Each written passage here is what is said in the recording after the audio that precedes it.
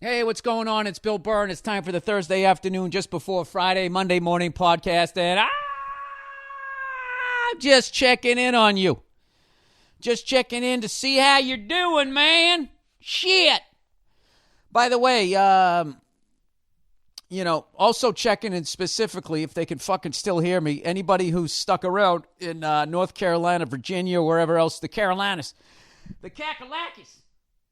I ain't fucking going anywhere, goddammit. I got a fucking bass boat, all right? I took the fucking camper off the back of my camper special. I welded it to my fucking bass boat. I am good to go. I'd like to see a fucking gator come along my way, all right? I have a feast and a new pair of fucking shoes. Water moccasins, I'll make you into a fucking belt. Bring it on, Mother Nature, you fucking bitch. That's what a lot of people that's what a lot of people think. People who are not leaving despite all of the warnings are thinking. That's what they think is going on, right? I'll put on a pair of fucking snowshoes and I'll walk right across the fucking clouds. Oh, they're spinning. I don't give a shit. I drink moonshine. Spinning is my natural state, motherfucker. Mother Nature coming over here like some sort of fucking ex-wife wanting more fucking money. A lot of people think that that's what's going on. But, people don't understand that what the bankers did in the 2000s is still affecting people. And there's a lot of people who are still upside down in a house that's never going to be worth more than what they owe. The American dream is over for these people. And when you're in that situation, that leads to driving a piece of shit car. It leads to a whole bunch of shit. You don't have health insurance and all of that. So now you're supposed to get into your fucking, questionable car and just drive a state away with no fucking money. You got kids, you got all of this shit. What are you going to do? Now, I know on the other side, people go, well, at least you'll be alive. You know what I would do? Now that I'm driving dry and safe, I would just drive to a Waffle House and I would sit in the parking lot. You know what would happen? The security guard at the Waffle House, there's no security. There's no security. They just have a bat phone to the cops at the Waffle House. The Waffle House, they have got to have the most fucking altercations. And it's just such a wonderful place. You go in there to get this delicious, unhealthy fucking food it's comfort food. And what happens? I swear to God, I don't care who the fuck you are, black, white, male, female, Asian, fucking Adirondack. You go in there, you're fucking going to get into a fight. You're going to see a fight. You're going to have to pick up your fucking waffles and move it out of the way as somebody slams down on your table like you're in some sort of fucking saloon in the 1800s. And you're telling me these people in North Kakalaki are supposed to drive to that fucking parking lot? Well, Bill, don't you think that's better than trying to wait it out in a hurricane? I don't know, dude. I've never had to do that. Fortunately, I'm not in that financial fucking position. But, I just don't understand how these fucking bankers got away with that. Well, I understand how they did it. And they're doing it again with these luxury high-rise apartment buildings that they're fucking building everywhere. What kind of a fucking jerk-off rents a luxury high-rise apartment building? Okay? Don't do that. Buy a piece of shit house. Okay? At least at the end of living there, you can sell it and get some of your money back. You may or may not make a profit, but I'm just saying,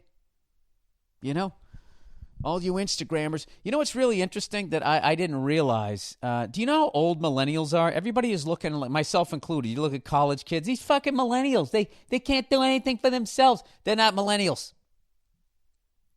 All right? Millennials, the first millennials. You know what year they were born? 1980. Okay, to 95. So millennials right now are 22 to 38. And I imagine there's some other uninformed shitheads like me out there who are 38 years old and talking about people who are 18, calling them fucking millennials when they are not millennials, but the person saying it is actually a fucking millennial. All right, people? Now, you got to know what generation you're talking about. Like, it's funny. I'm actually Generation X. So I was after the baby boomers, and that ended in 63 or 64 or something like that. And then Generation X went up to 1979. And what's funny is I did not. I don't identify as Gen X. No. Generation X to me was the Seattle music scene. That's when I started fucking hearing it. I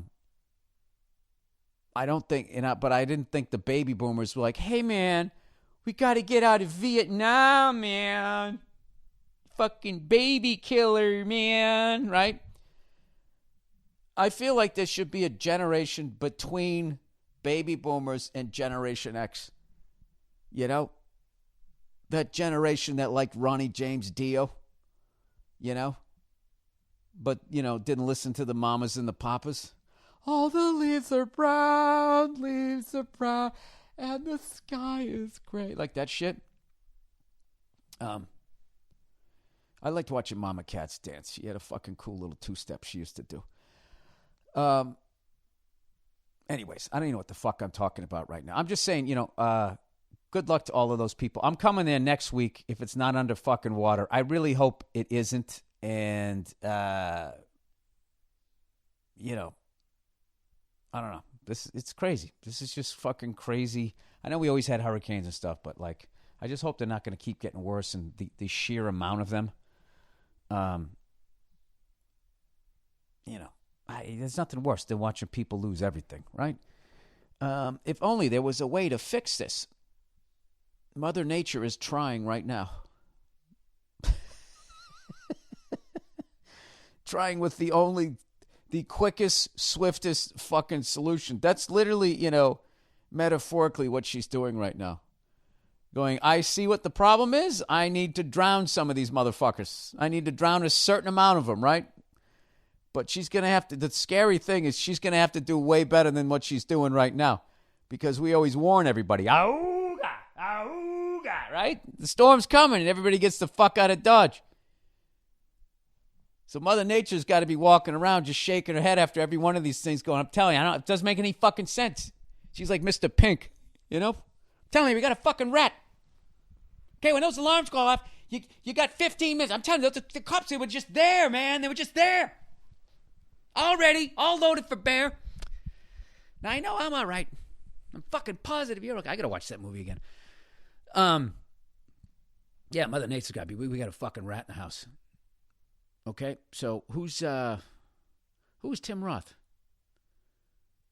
Tarantino's Mr. Brown, like Mr. Shit, Mr. Pink, Mr. Blonde, Mr. White, Mr. Orange. Yeah, she has to find out who her Mr. Orange is, and her Mr. Orange is the fucking Weather Channel. She's got to come in there. So, you like to tell jokes, huh? Giggling like a bunch of girls at a schoolyard. Well, I got a joke for you. Anyways, I've been working out. I've been eating right. And I got to tell you guys, I'm in the fucking best shape I've been in years. And it is fucking unbelievable. I know people always told me diet. It's 90% diet. It's 95, 85%, 70% diet. Dude, it's all diet. It's all diet because, if you can go kick the shit out of yourself at a goddamn gym, jump on a fucking elliptical. You jump on an elliptical for an hour, burn 600 calories according to that fucking computer, which how the fuck it knows how much you're burning versus somebody else, whatever. It's an estimate. So you sweat all over the fucking thing. You don't wipe it off because you're a selfish cunt. You go walking out of there, right? And then later on that night, all you got to have is 3.5, 4 Oreo cookies, and you just negated that workout. Done. All of that fucking work out the window, and you can fucking just, it's like a minute and a half. You know what it's like? It's like whenever you put out these seasons of F is for Family. It takes us fucking 14 months to finish them, and then people just, I'm not saying, that's how kids watch it. Not saying I don't want you to do it. I'm just saying. Then they just come back hey, man, when's the next season coming out? Same thing. I went out. I'm actually I am off sugar and salt to the point I asked my wife to go out and get some almond butter, and she got it, and I already knew there was something going on with it where it says you didn't have to stir this shit. And I'm like, this doesn't sound like just doesn't feel like the natural shit. So I put it in this smoothie, 2 tablespoons of this shit, and I said, there's this fucking sugar in this. And after for 5 weeks, I've been eating like this. Like it literally almost made my fucking, I made like I bit into a lemon. Like, Jesus Christ. And I never noticed that beforehand. So, if you're old like me, and you want to regain some of your old glory, you want to drive down the street with your hair slicked back, you want to put the top down, you want to tell these bitches what time it is. It's all about diet. Your abs are there, man. If you didn't have, I don't have abs. Yes, you do. If you didn't have abs, you could not sit up in bed. You know, you couldn't even roll out of bed. You need your obliques. Could not roll out of bed to go downstairs and eat a chocolate chip muffin or whatever other stupid thing that you're going to do that's going to make you break a blood vessel when you fucking sit down. You know that sit down that you do when you get really out of shape where you use your leg muscles and at some point it just becomes a free fall into the couch?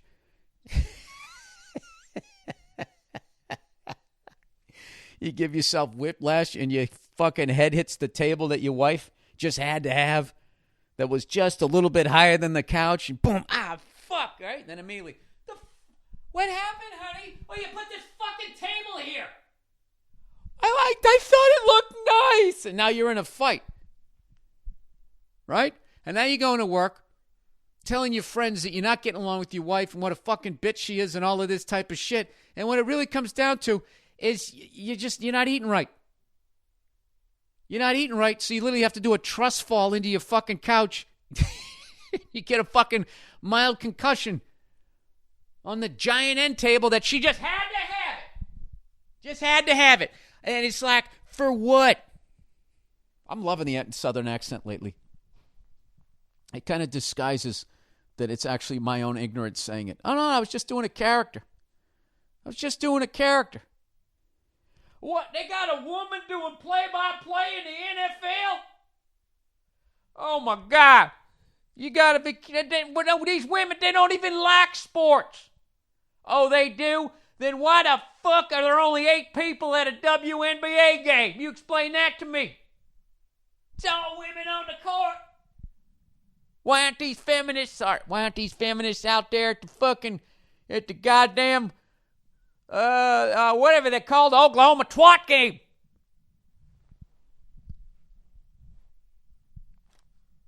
Well, why don't you watch an episode of The Real Housewives? Maybe you figure out that's why they don't show up. Shit. Maybe they're 3 minutes, they'd be fucking lunging over a goddamn table. There ain't gonna be no cameraman there. Not enough cameraman to break it up. I went down a Randy Newman rabbit hole the other night. Jesus Christ, that guy is talented, huh? Remember when I'm old enough to remember when that song, Short People Got No Reason. Short people got no reason. Short people got no reason to live. And that came out and all these short people got mad. And he was making fun of racism. The ridiculousness of racism, right? They got little cars go beep, beep, beep. They got little voices going peep, peep, peep. Grubby little hands. Dirty little minds. And people, once again, took it at face value. But, having said that, that song came out, and then there was a bunch of people that didn't get what it was about, and they were singing it to short people. So, I don't know. It was so brilliant on so many different levels, and I love his voice. I love the piano he plays, and he's done all these great songs for movies and stuff like that. And I actually looked up to see if he was touring anywhere. There's some really great footage of him, too. Actually, with that short people thing where he's in the studio, like an incredible sense of humor. As most, geniuses that I've seen, always deprecating and that type of stuff. It's really funny how that is. People who stink just walk around like they're fucking astronauts. Just supreme confidence. Always thinking they killed. With just no fucking clue. It's just like, It's just one of those fucking things. I don't know. That's always a red flag to me when someone's walking around. I don't know. Maybe that's my own fucking thing. Maybe that's the Boston thing. Like, easy there, kid. Don't forget where you came from. Fucking relax. Easy there, Travolta. Anyways. What else? What else is there to talk about? I've just been, I was, you know what? It was fucking amazing. I was watching this episode last night, Sunset Strip, and they showed the Cahuenga Pass, which is where the 101 goes from Hollywood into the valley. And there's this old bridge, and they were showing like footage of it from the 1950s. And I'd seen this before at a car dealership that had all these old pictures of Hollywood. And you see on the 101, between the 101 North and the 101 South at the Cahuenga Pass is in between our railroad tracks that no longer exist. And it's always like, this city, believe it or not, from what, the tree huggers say, man, had one of the greatest public transportations of any city. And the conspiracy theory is that the oil companies and Goodyear Tire created a corporation, and they bought up all the streetcars, all the trains, and all the trolleys and all that type of shit. And they bought it up and just ripped up all the tracks, paved over everything, forcing people to all have to drive. So then they would make so much fucking money that they could buy a business as big as that with trains. Who can afford to throw out one fucking train? Forget about a whole city full of them. Streetcars and trolleys and all that. Ripped up all the fucking tracks. I mean, I don't know what happened, but there's something happened. Because it makes no sense. Streetcars were the best.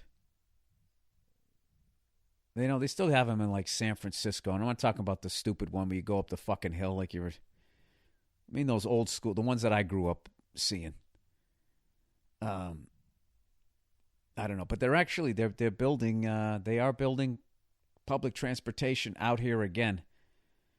So we shall see. It's weird though because everything then got built up like everybody had a car. So like most buildings, just to go from the sidewalk to the building, it's like you ever go to Vegas and you're like, oh, I'm gonna walk across the street to this other casino, and like fucking 15 minutes later you're on your hands and knees going like water.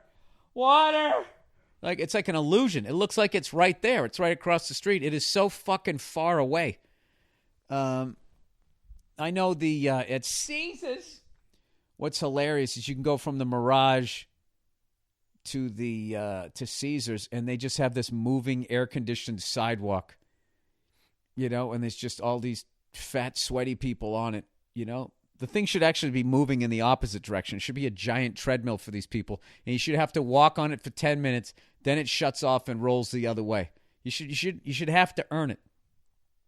There would just be too much liability. Somebody has a heart attack. Somebody slips and falls. So they don't. They just conveyor belt, like cattle off to slaughter. Jesus, Bill. Why can't it just be people who are just fat and happy, going in, wearing their favorite loud shirt to go play some craps? You know what? I think you guys might have a point on this one. So anyways, the first week of NFL has gone by. Now, you know what everybody's doing. Everybody looks at week one, and then they just say that's who these people are. The New York Jets, are they the favorites in the AFC East? They won one game. I'll tell you, the Patriots look good, but all of a sudden, the Texans came back and made it really close. If I was a Patriots fan, I would be concerned about that. I don't know about you guys. Don't you feel like there's about 3 weeks in, you can kind of start to tell, like, okay, this team is this team is that. And then there's, injuries. You don't know what the fuck's going to happen. But I really don't think that the Tampa Bay Buccaneers are going to put up 48 points a week while letting up 40. Are the Saints going to let up 48? I don't fucking know. Right? Is Cincinnati going to go down by 20 every fucking week and then come roaring back and fucking win? I don't know. Maybe they will. Maybe this is what's going to happen. I'll tell you right now, Cincinnati, I mean, if this is what's going to be, this is going to be the most exciting season they've ever had. Anyway, so I am going to, I'm going to be in town this whole weekend because I have a bunch of big gigs coming up. So I am touring like I used to tour. So I have like one weekend off until like towards the end of October. And, but this weekend obviously got moved to next weekend, which was my only weekend off. So it kind of worked out. And, so my wife was going, hey, I got some stuff to do Saturday afternoon. Do you mind, hanging out with our daughter and blah, blah, blah. It's like, what? Why? Are you out of your... Of course I don't. Of course I'm going to hang with my daughter and watch LSU versus Auburn. Are you kidding me? This is a dream. It's a fucking dream. Well, it ain't going to be a dream if they got a goddamn broad announcing the fucking game.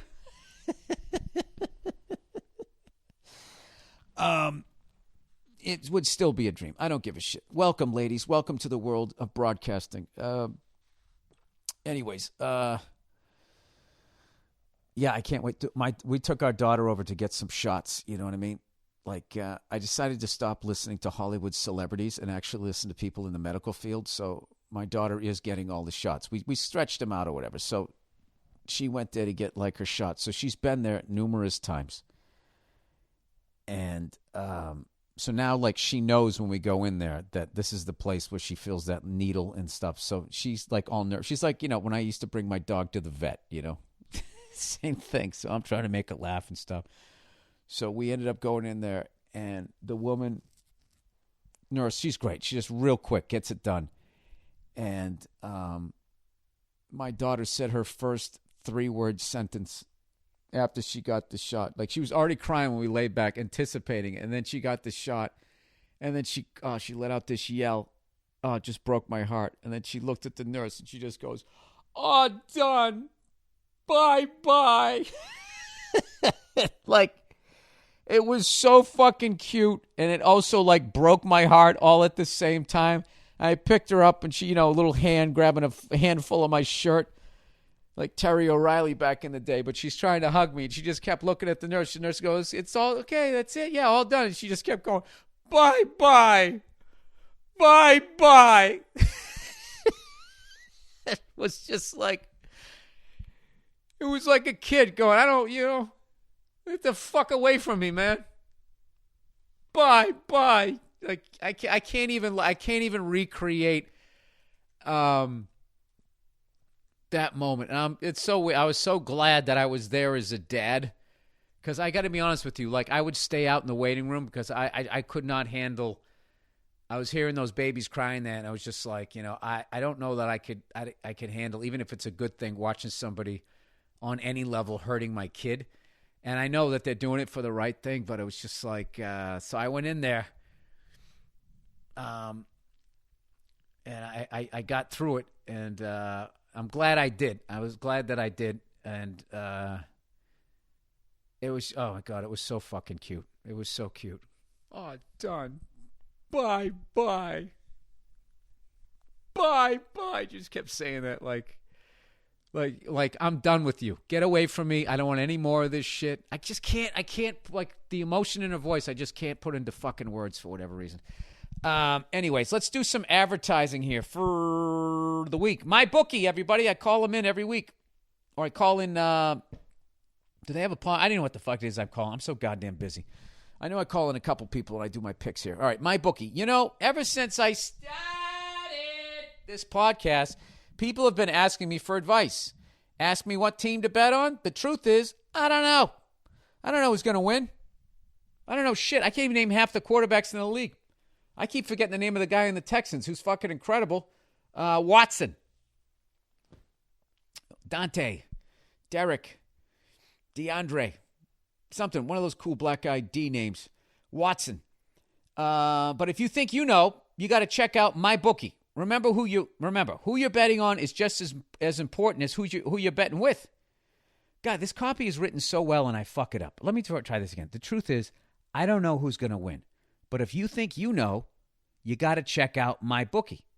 Remember, who you're betting on is just as important as who you're betting with. That's why people always tell you to bet with my bookie. Trust them. They're your best bet this season. They've been in business for years. They got great reviews online, and their mobile site is easy to use. My bookie. You win, they pay. This isn't in the copy. You lose, you pay. Obviously, if you win, they pay. Well, is that supposed to be like a great thing? Holy shit, you actually pay me if I win? Wow. Finally, an honest bookie. Anyways, they have in-game live betting, the most rewarding player perks in the business.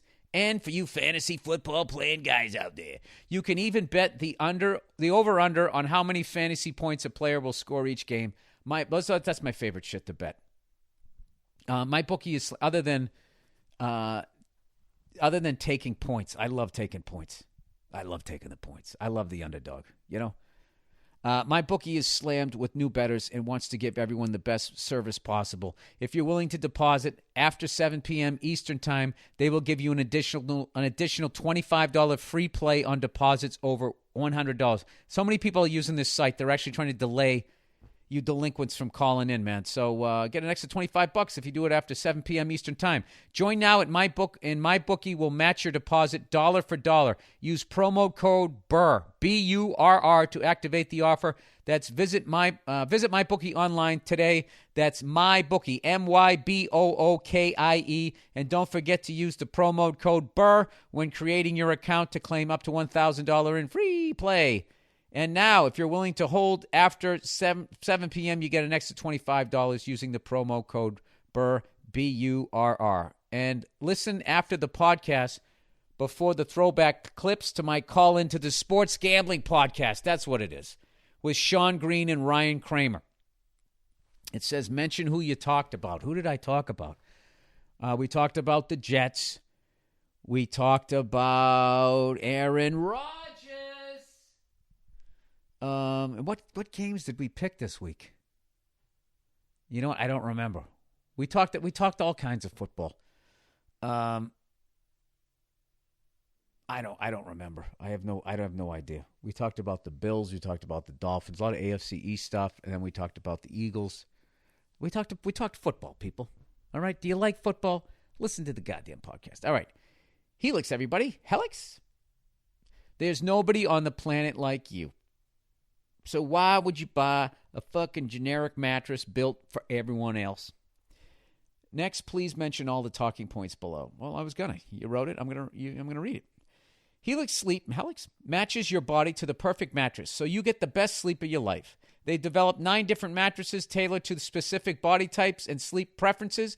Just go to helixsleep.com/Burr to take their 2-minute sleep quiz, and then they'll match you to a mattress that perfectly fits you, contouring to your body to provide unprecedented comfort and better sleep. You know, when you lay on your side and your beer belly just digs into the mattress, they'll have a little concave spot there just for you and your belly, right?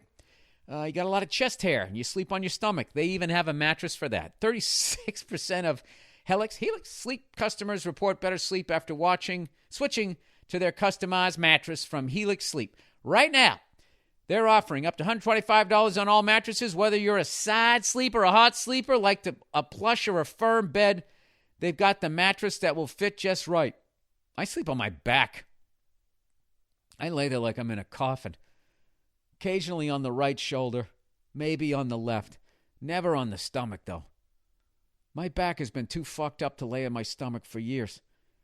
For decades. I lay on my stomach, and then all of a sudden I'm just like, turn over, roll out of the bed, got to start stretching.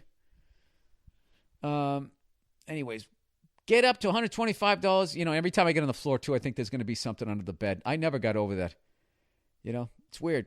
I'm not really a religious guy, but I definitely, some of that ghost shit, even though I don't believe in that either. You know what I do? When I get on the floor and I start thinking there's something looking at me under the bed, you know, I get over it. I just give whatever's under the bed the finger. You know, because I figure if there's something underneath there and I give it the finger, it's going to kill me and then it's going to be over. Right? And then if it doesn't do anything, I'm like, there's either nothing underneath there or it's a fucking bitch. It's a pussy, right? It's one of them bitch coaches. Whether you're a side sleeper, a hot sleeper, like a plush or a firm bed, they've got the mattress that fits you just right. Get up to $125 off helixsleep.com/Burr. That's HELIX sleep.com/Burr for $125 off your mattress order. Oh, look who's here. Ba-doot-doot-doot. Me-undies, me-undies. Get the fuck out of Dodge. Doot-doot-doot-doot. Me-undies, me-undies. You're gonna drown in your lodge. When they tell you to leave your state, drive to a Waffle House, it'll be great. And your balls will be nice and soft, and they'll be fucking dry because you will be out of the flood zone. Then you go back to your moldy house and look for Sean Penn. He'll be driving around in his boat. All right, MeUndies. You've heard me obsess over MeUndies. You've heard me talk about how much they are 3 times softer than cotton and come with fun new prints each month. But I got a big scoop that I'm so excited to share with y'all. MeUndies just gave their membership a massive upgrade. Members will also pay less for everything on MeUndies' website with special member pricing. That means if you want a second pair of MeUndies, a bralette, or lounge pants, you'll pay less than anyone else. What the fuck are lounge pants? I want some. The membership, listen, don't send me any MeUndies, okay? I got enough shit. I'm trying to fucking get rid of stuff. Lounge pants. Oh, how do you lay off lounge pants? Honey, could you? Well, what are you asking me to do stuff for, sweetheart? Can't you see I'm here in my lounge pants? What did we say? When I have on my lounge pants, it means I'm fucking lounging. Well, maybe I do have to yell, because obviously you didn't hear it the fucking first time. Oh, go to your mother's. Go to your mother's. You wanted to go there anywhere. Yeah, how come my mother never comes over, huh? All of a sudden we're too fucking busy, one of my relatives, right? Lounge pants by MeUndies. You'll pay less than anyone else. The membership comes with no strings attached. You can switch styles, skip the month, or cancel anytime. They come with a 100% satisfaction guarantee. If you don't love them, just send them back for a full refund. MeUndies has a great offer for my listeners. My listeners. For any first-time purchasers, when you purchase any MeUndies, you get 15% off the free shipping. This is a no-brainer. Get 15% off a pair of the most comfortable undies you will ever put on. To get your 15% off your first pair, free shipping and 100% satisfaction guarantee, go to MeUndies.com/Burr. That's MeUndies.com/Burr. Hey! MeUndies.com/Burr. All right, that is the podcast. All right? The Thursday afternoon podcast. Now you get the little transition music, and then you get 2 extra fucking things here. This is incredible. You're going to get to listen to me talking to, where the hell did it go? The Sports Gambling Podcast with Sean Green and Ryan Kramer. You get to listen to my picks. You get to listen to my picks of the week. I actually think my lock of the week was that someone was going to say something disparaging about the female announcer, and as far as I can tell, nothing really happened. You know, I was just funning, right? At the end of mine, I said good luck to everybody. Well, they should have a transgendered person in there. Fucking do it. Dude, as long as they're still playing football, I don't give a fuck, all right? And as long as you know what you're talking about, I don't care what's between your legs, what you used to have there, what you attached, what you carved out. I don't give a fuck. Just please, for the love of God, know what you're talking about and enhance the experience. Don't take away from it, right? In other words, do the exact opposite of what I do on my fucking podcast. All right, have a great weekend, you cunts. Let's go LSU. Actually, Randy Newman has a song called Rednecks where he's actually making fun of northern liberals when it comes to racism, how everybody acts like, you know, all the racism is down south. It's a song you could never write today because of the lyrics, but, you know, if you actually knew what he was talking about. But there's a line in there. Got college kids at LSU go in dumb, come out dumb too. So I figured people of Alabama would like to listen to that one, right? Or maybe Mississippi. It's always the state next door, Arkansas. I've noticed, like, states always think the state next to them is fucking stupid, and they're better, you know? Which is why Rough and Rowdy is so fucking tremendous. They're the only people I've ever seen that really exploit that state-to-state rivalry at the level that people really want to take it to. All right, we play football because it's illegal to just go and beat the shit out of each other. But with rough and rowdy, like when they had it down in the Carolinas, I had no idea how much people in South Carolina and North Carolina didn't care for one another. You know, and literally thought because of that invisible line, if you were on the other side of it, that meant that you was you were less than them. It's fucking tremendous. So, the next Rough and Rowdy event, unfortunately, I'm not going to be there, but you can bet good and goddamn well I'm going to order it, and I'm going to tape it, and I'm going to sit down with my Miller High Lifes, and I'm going to watch it. The next one, I believe, is in Kentucky, and it's on October 5th, but I have a gig in Boston that night, so I won't be able to do it. But please tune in. Dave Portnoy, Big Cat, and all those hilarious people over there. All right, that is it. Enjoy your weekends, you cunts, and I'll talk to you on Monday.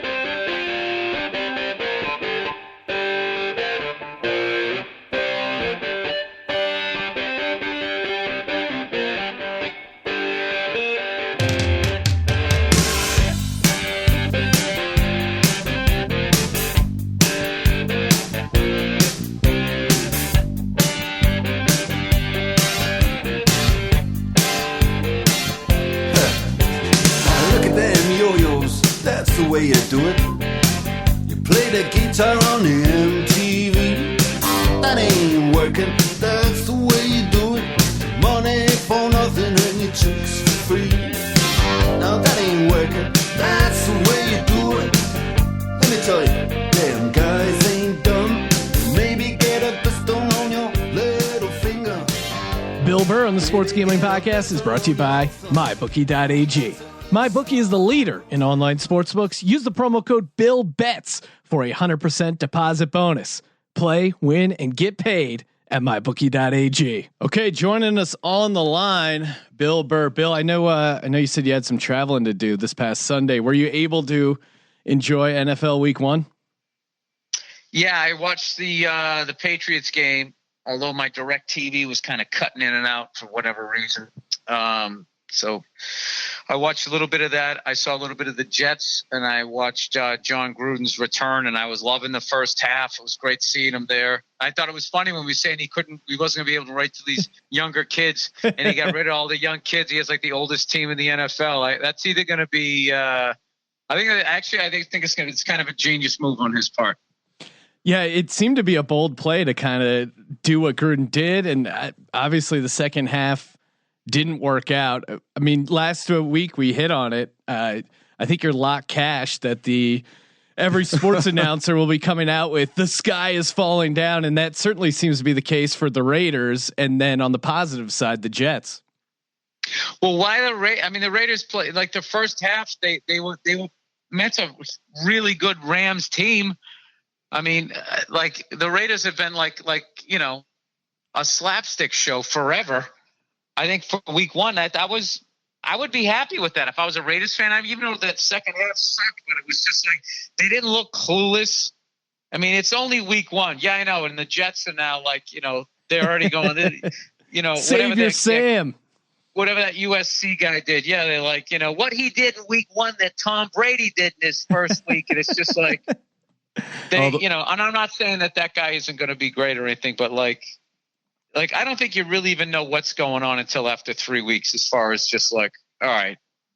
I mean, look at that Tampa Saints game, 48-40. I mean, is that what they're going to be doing each week? I don't know. Scoring 48 and giving up 40, or the other way around. That just seems like sometimes there's just weird games. And I don't think Stafford's going to throw 5 interceptions. It just, it's sometimes you just have a bad game, and I don't know.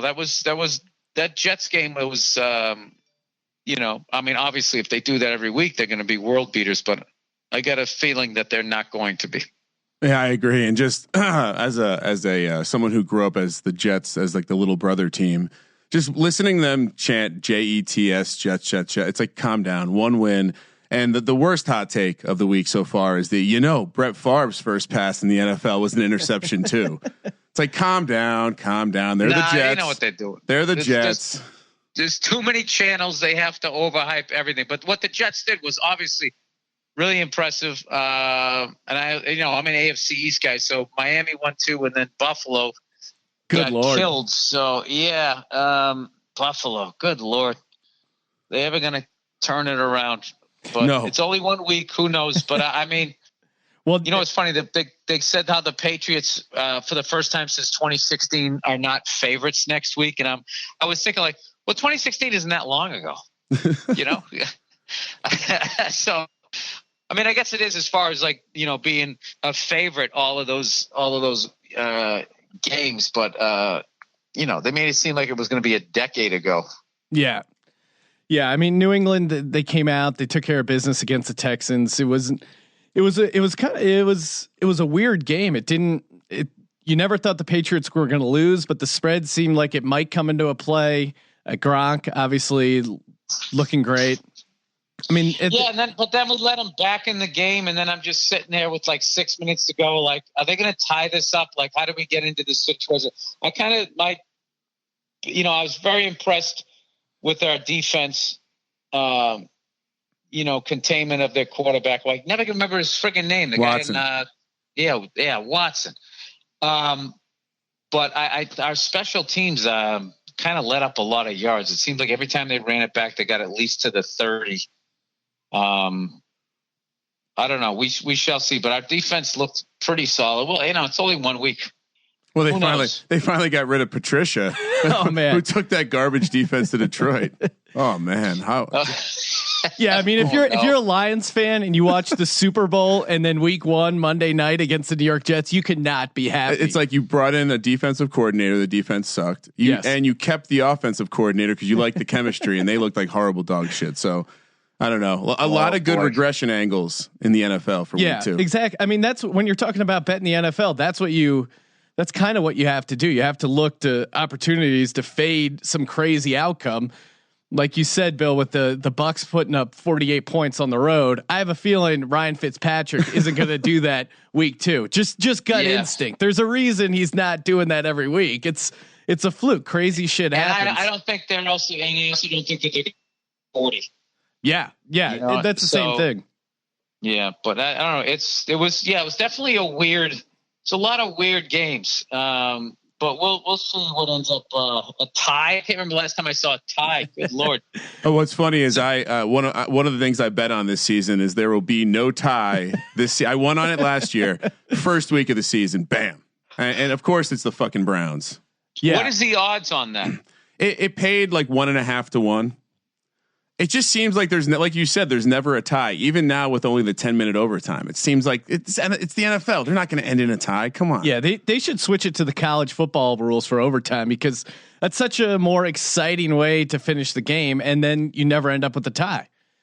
Hey, 1.5-1. Does that mean you'd have to bet 250 to make 100? No, so I bet 100 and I would win 150 plus my original bet back. So it felt like the right. I mean, obviously it's a losing bet, so hindsight is what it is. But yeah, ties are just.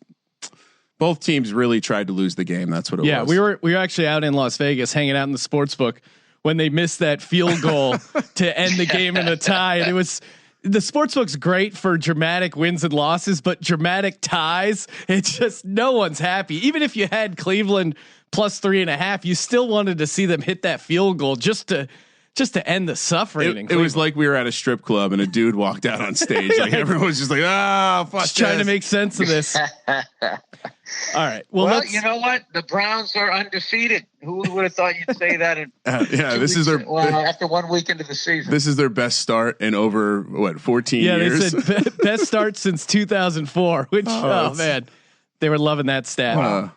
All right. Well, let's get into some of these spreads. Of course, the spreads are brought to you by mybookie.ag, one of the safest online sports books. Use the promo code BillBets for a 100% deposit bonus. They got it all over there. In-game wagering, the prop builder, play, win, and get paid. mybookie.ag, promo code BillBets. All right. First game, to talk about. New England Patriots, they head into Jacksonville, where the Jaguars right now are the Pats actually are favored in this game. They're a 3-point favorite right now.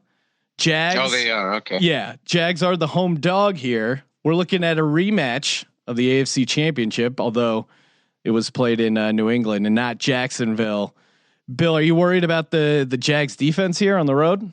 Yeah, Tom Coughlin is been, obviously he's beaten us twice in Super Bowls and look how quickly he's turned that team around. Everywhere the guy goes, right from the back of his days when he was at Boston College. I'm a big fan of Tom Coughlin, and if he's getting 3 points at home, and if the Jaguars defense is as good as they're saying, I would take the Jags. I wouldn't be afraid. I would take the Jaguars getting 3 at home. They I don't know. I just think they're a really tough team, and we'll see. We'll see. I mean, obviously, I'm rooting for the Patriots, but we're talking money here, man. Yeah, exactly. You can't mess around. Trying to keep the lights on here. I would take the Jaguars getting 3. Yeah, it does feel like that's the smart play. I mean, you touched on it last week, Sean. The Patriots generally aren't playing their best ball in September.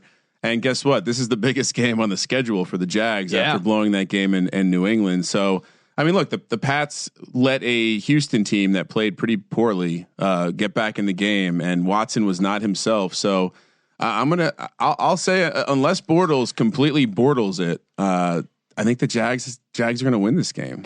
Yeah, and you talk about Tom Coughlin's style. The way to beat New England is to try and get pressure on Tom Brady with just using your defensive line and not blitzing a bunch of guys. And the Jags have that strong defensive line that might be able to, might not dominate the game, but certainly pressure Brady enough. And I think what the Pats have going for them is Leonard Fournette. Looks like he's going to be out for the Jags. Jags don't have a ton of offensive weapons.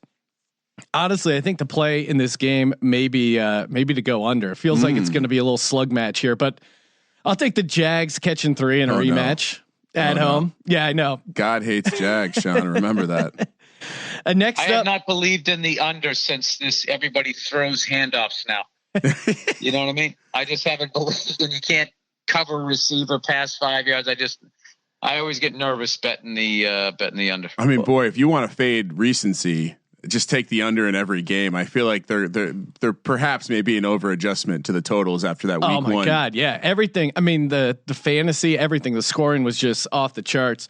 Yeah, it is tough to bet the under. I mean, just for the entertainment value alone to just root against every play to succeed. But I don't think anybody's ever going to break Emmitt Smith's all-time rushing record. The opportunities just aren't there anymore.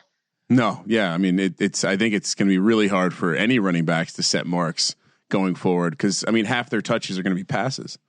He's going to be like that guy who's won the most games, like whoever won the most games in MLB history. It's like in the 500s. And it's just like, it's just like it's gonna seem that daunting. Like it was a different era. Yeah, I mean Cy Young has your head. Cy Young has over 800 starts. They're not doing that anymore. No, I mean. They're never going to come even close to getting there.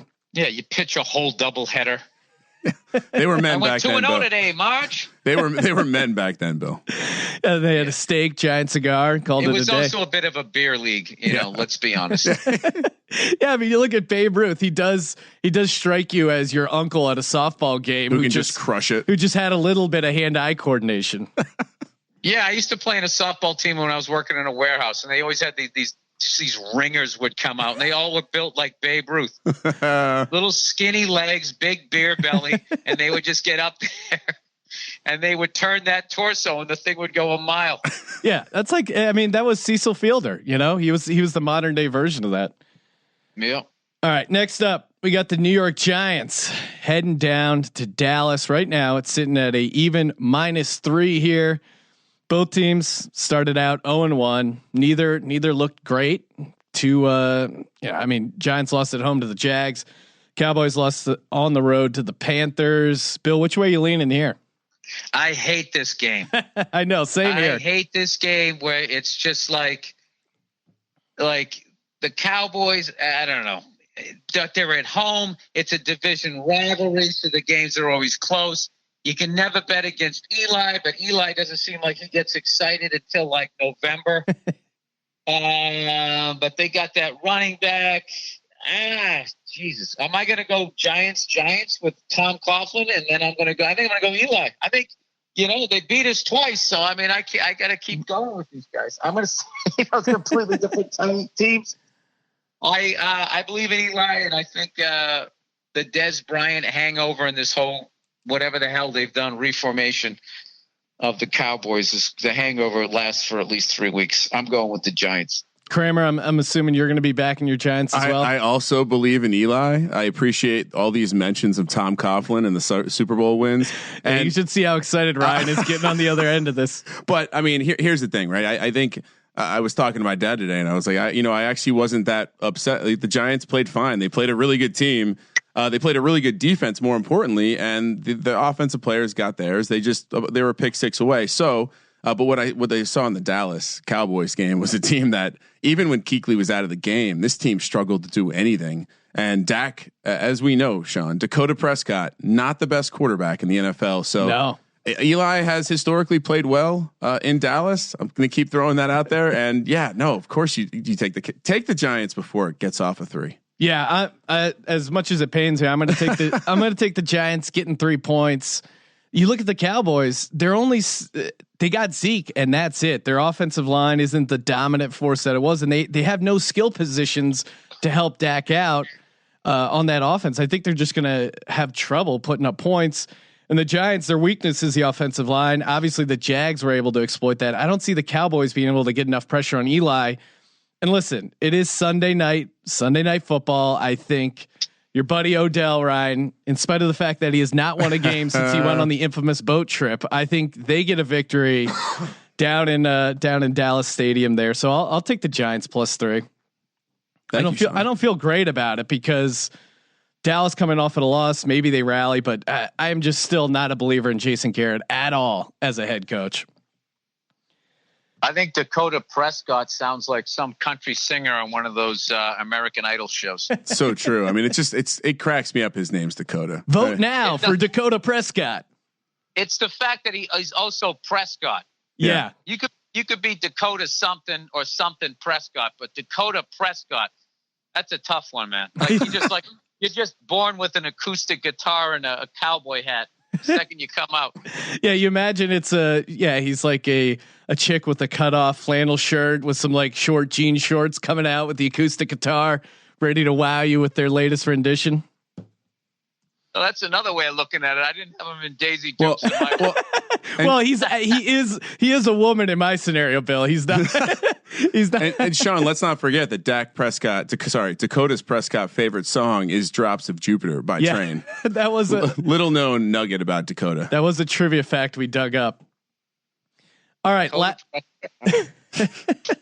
last game of the week that we'll be breaking down here: Kansas City Chiefs coming off a nice win on the road against the Los Angeles Chargers. Now they're heading into Pittsburgh. Obviously, Pittsburgh coming off that ugly tie against the Cleveland Browns. Right now, my bookie has the Pittsburgh Steelers as -5 favorites at home. Bill, which way you leaning here? I didn't see a second of that Steelers game. I don't know how was Big Ben looking? He looked pretty like typical road Big Ben, like threw 5 interceptions. Yeah, 5 interceptions, or 5 turnovers, maybe. No, I think he threw maybe 4 or 5 picks. They had 6 turnovers overall, but he didn't look good at all. I like the Steelers at home. I don't like that number though. They always pick the perfect number where you're just sitting on the fence. Which way am I going to fall? You know what? I say the Steelers. They're going to cover. The Chiefs are the Chiefs. Yeah, they're Sean. just the Chiefs. You know what I mean? Until they're not the Chiefs, they're the Chiefs. The Steelers are still the Steelers. I mean, I'm just going to be like historical betting here in the first couple of weeks. I mean, I don't know who anybody is at this point. Well, and I think, talk about overreaction. Oh my God, Big Ben was horrible. He's always bad on the road. Oh my God, especially in September. They tied the Browns. Oh, Le'Veon Bell's not there. I love Big Ben. He's old school. Yeah. Can take a hit. Like that guy, he's just, and he gets it done in the big moments of the games. And I don't know. I believe in that guy still. Yeah, he just looks like he plays well at home, and that's why I like this. Like, we're going to fade public perception that the Steelers stink. and we're going to fade public perception that the Chiefs are going to win the Super Bowl because, oh my God, Andy Reid started well again. I mean, look, this is a classic fade recency. This line opened at 7, Sean, and people have been crushing the Chiefs side of this. So let the number come down. I'm also going to be on the Steelers, Sean. I think this is a great kind of fade recency both ways here. Wow. It's going to be a clean sweep. Wow. We're all in agreement on all these picks. I love the Steelers at home coming off not a loss, but it may as well be. Then you come home for their home opener. You know, they're going to bounce back. And then meanwhile, you got the Chiefs coming off a huge road victory to go to the other side of the country in Pittsburgh. Mahomes smelling himself. Like, come on. Yeah. And we watched that game, Ryan. The Chiefs secondary looked horrible. Like they're, Hey, I don't want to be a geography snob, but they're not going to the other side of the country. They're going from Kansas City to Pittsburgh. That's, Midwest to just into the East Coast. I was factoring in them going out to LA, then to Kansas City, then out to Pittsburgh. But yeah, a lot of traveling. They got the team playing. Come on, they got a connection in Poughkeepsie. Like flying United in the middle seat. I think they'll be all right. They're gonna have cramped necks. They're gonna be dehydrated from all those salty peanuts. I just think it's a good spot for Pittsburgh at home opener. Yeah, agreed. The Kansas City defense is just their passing defense in particular is just horrible, and it's a passing league. I just feel like Pittsburgh is going to be able to throw all over them. How can you say with confidence that their passing D stinks? I'm not giving you crap here, sure. But just after 1 week. Well, I'll give you 2 reasons. One reason is I watched the game. And I saw that the Chargers receivers were wide open a number of times and just dropped easy catchable balls. And then 2, but other than that, my other deeper reason is I sit next to a Chiefs fan at work, and every day he opens up his laptop and starts reading blogs and just goes, "Our fucking secondary fucking sucks." So I'm kind of using that as well. There you go. Okay, I'm convinced. Sold. Won you over. All right, Bill, to wrap things up here. You hit with your lock last week. You were 2-1 with your picks. The lock, of course, was that the sky was falling down, or that the announcers would all proclaim the sky was falling down. Yes. Hopefully we get that 3-0 this week. But what's your lock prediction for NFL Week 2? One person tweets that women should not be play-by-play announcers, and by Wednesday. Well, I guess it's already Tuesday. I'll give another 2 days. Somebody's going to say something. Oh yeah. Somebody will say something, and then it's going to become this huge thing. And then I think by this time next year, all play-by-play people will be women. That is my lock. Lock it up. Next year. Doris Burke will be doing every sport. By the way, as a joke, I was joking with my buddy I go, dude, Burt Reynolds died, and the play-by-play on Monday Night Football is a female. I go, it really is over. We had a great run. So as a joke, I actually looked up the Elks Club, going like, I'm going to just see what the Elks Club, that's a men's club or whatever. I looked it up. And in 2005, first of all, I looked it up, and the picture was of a woman. When you go to the website, I remember they sued in 2005 and won. So they've even infiltrated, obviously, arguably the biggest group of jerk off men in the country. I mean, you're literally talking, don't they wear the hats with the little tassels? Yeah. It's hilarious. I looked it up. I would never join it, but I just was going to get a kick out of the fact if there was one place left where you could just chill out and not have to adjust your behavior. The Elks gentlemen. Yeah, no, Elks Club, it's over, dude. It is over, man. It was the Elks Club and Augusta National, and both those have been infiltrated. They are now no longer all male. All right. I know, but we had a hell of a run, dude. We had a hell of a run. Yeah, men really did have a hell of a run. Hey, every dynasty must come to an end. Tens of thousands of years. I think Troy, Emmett, and what's his face are all the triplets. Yeah, we were a 3-headed monster for a long time. Well, a lot of people are saying this is a rebuilding year for men.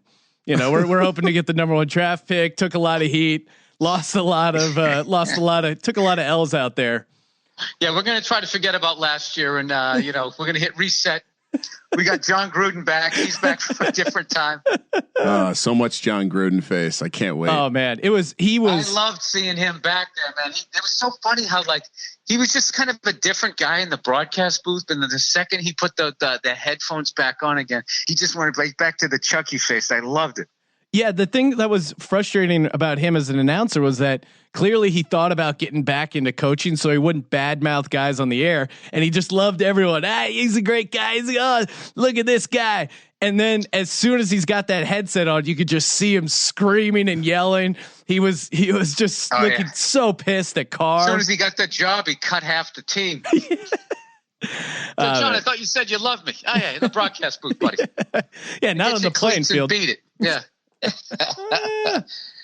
All right. Well, we'll see how we do, gentlemen. I'm going to get more bold with my predictions.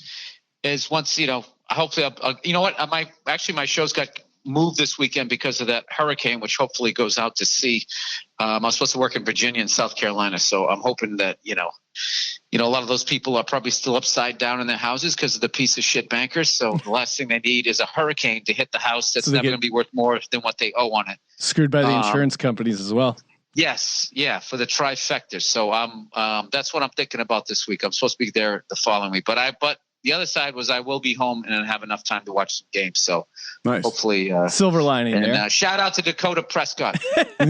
Love it. All right, and obviously check out BillBurr.com for all the upcoming tour information, and of course, check out mybookie.ag, promo code BillBets for that 100% deposit bonus. Play, win, and get paid. mybookie.ag.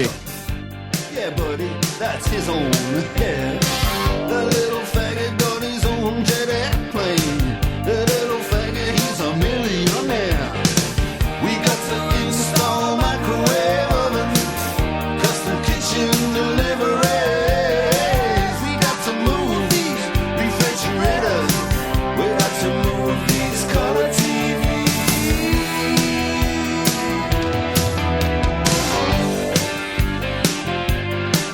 Move on.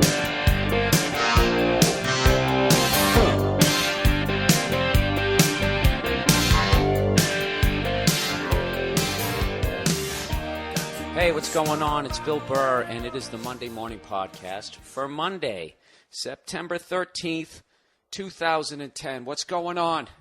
How are you? You feeling good? I'm going to try to pretend like I am.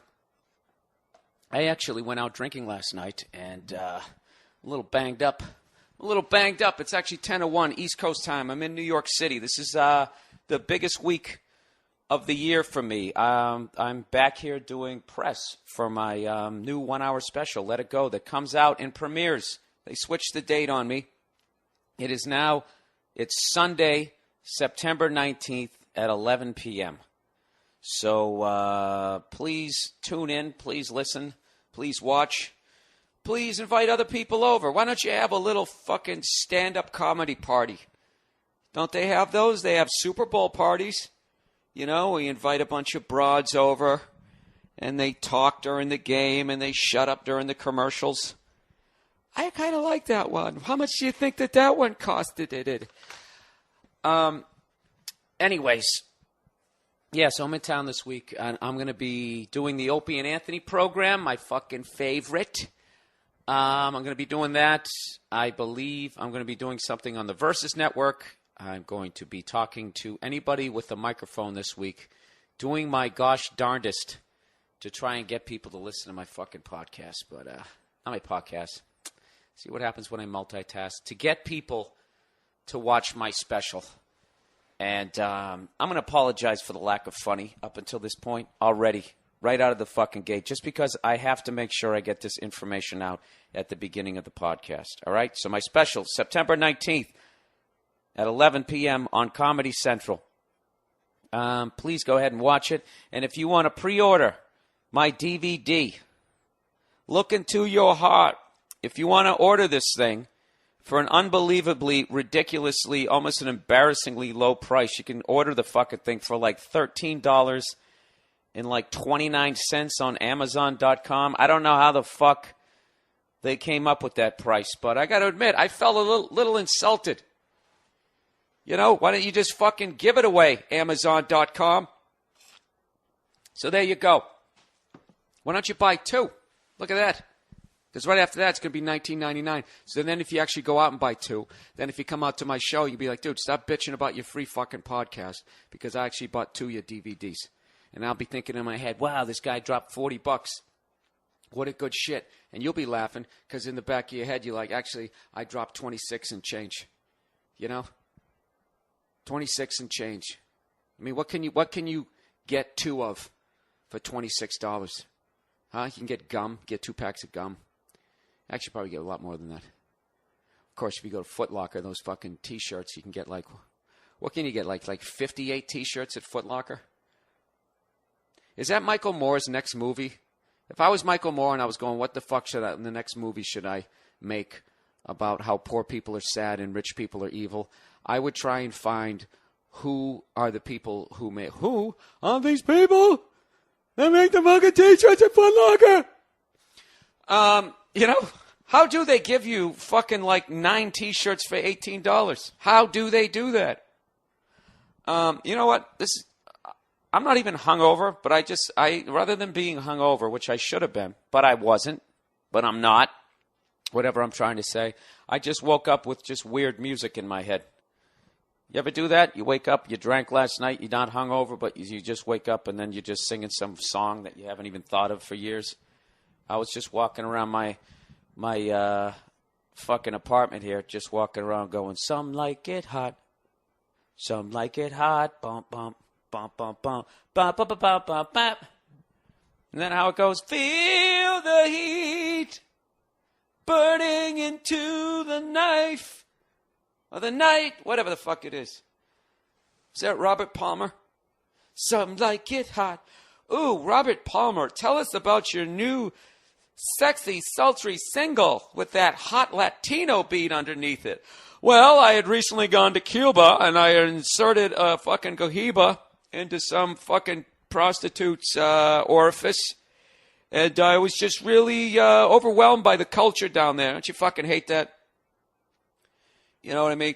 Whenever, the White Star tries to have some sort of ethnic beat under their music, and then they always got to talk about some trip that they took to Swahili, and how when they were sitting there in that walled-in resort, they somehow fucking absorbed the culture.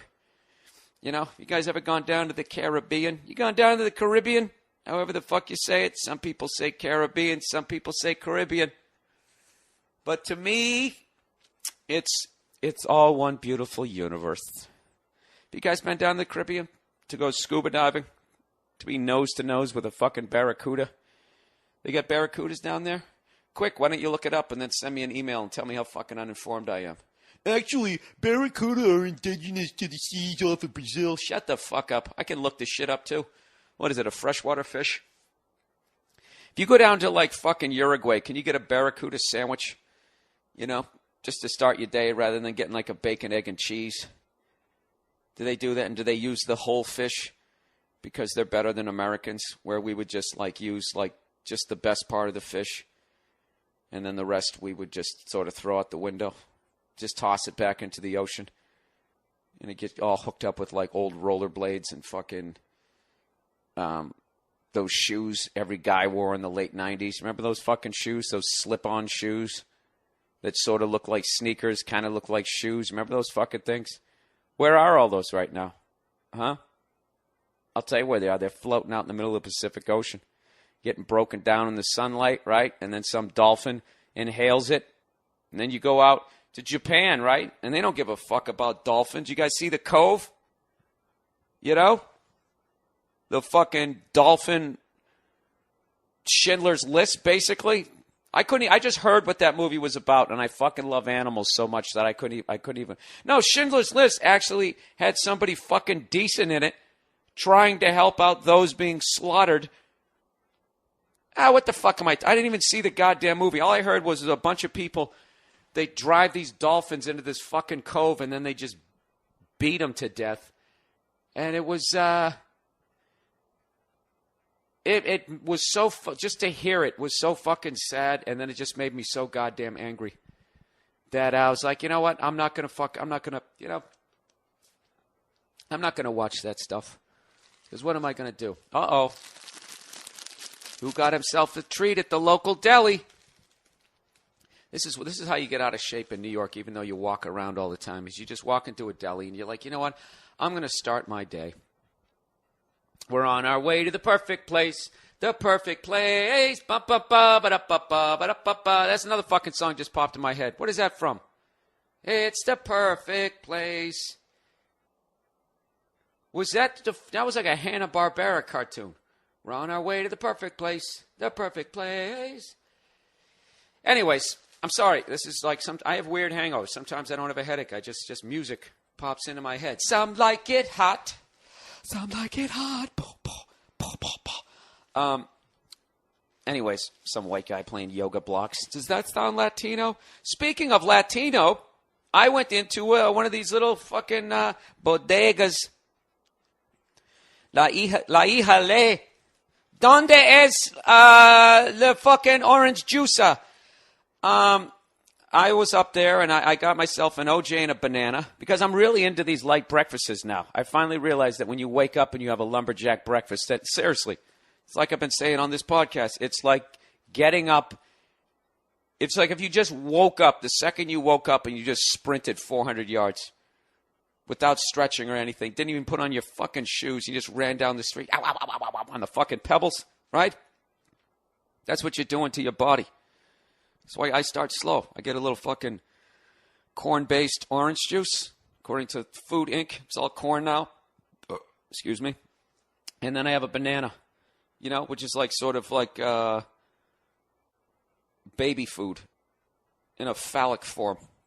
That's what it's like. It's like a big fucking, who'd have a big yellow dick? What animal? Like a fucking porno star canary, if you wanted to. That's what a banana's like, right? So typical New York, I'm trying to eat healthy, and then I look over, and I see these two little toasted balls to add to the fucking, the canary thing, right? Like they lopped off his fucking porno nuts. And I looked at the lady, and I was like, hola, senorita, what the fuck are those?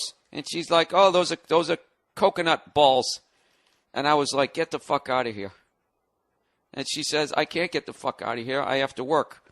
And I said, no, I didn't mean it literally. I meant, get the fuck out of here. Those are made out of coconut? And she said, see. And I was like, I fucking love coconut. And she started laughing like, I never said you didn't. Fucko.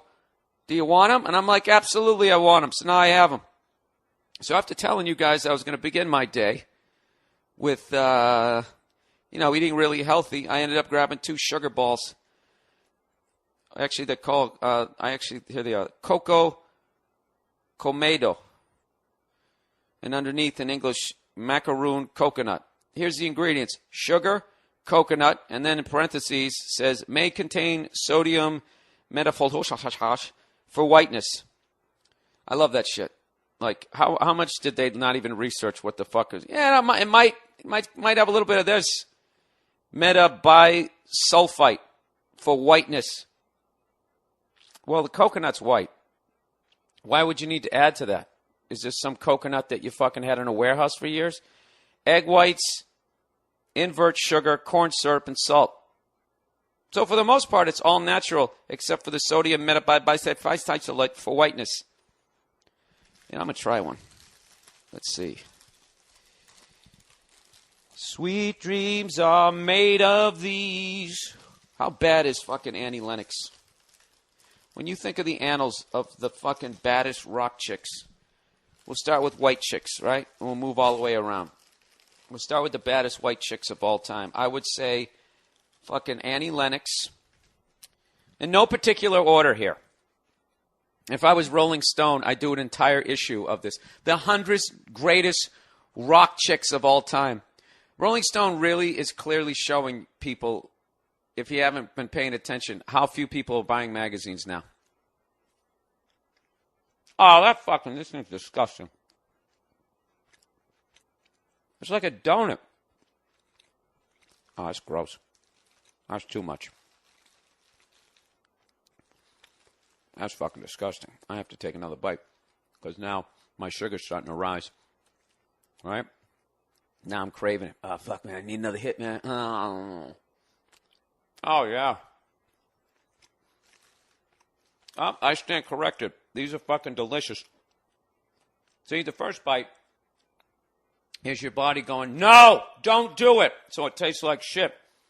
But then that sugar gets in your veins, and it's like, come on, man, you know you want it. And then you just keep going. All right, this is really rude to be eating on the mic. All right, Annie Lennox, you know, and then, can't even think now. Annie Lennox, the chick from The Pretenders, Chrissy Hynde, right? Pat Benatar. No, that's not who I wanted. I always got it confused with the chick from The Runaways. Joan Jett. Joan Jett's the shit. And she's still hot. God damn it, those are fucking delicious. Ugh, not after a swig of OJ, though. Gross. Okay. They're really hard to chew. One of my fucking neighbors just heard that, wondering what the fuck I'm talking about. All right, sorry.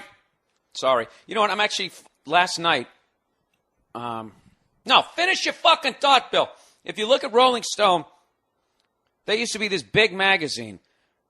I'm talking about when you held it. It used to be like a fucking third bigger. Now they've shrunk it down to, it's like a third of the size it used to be. And now every other month they're doing those list things. 100 greatest guitarists of all time. The 100 greatest tambourine players of all time. Right now they have the 100 greatest Beatles songs of all time. It's like, did they even write 100 songs?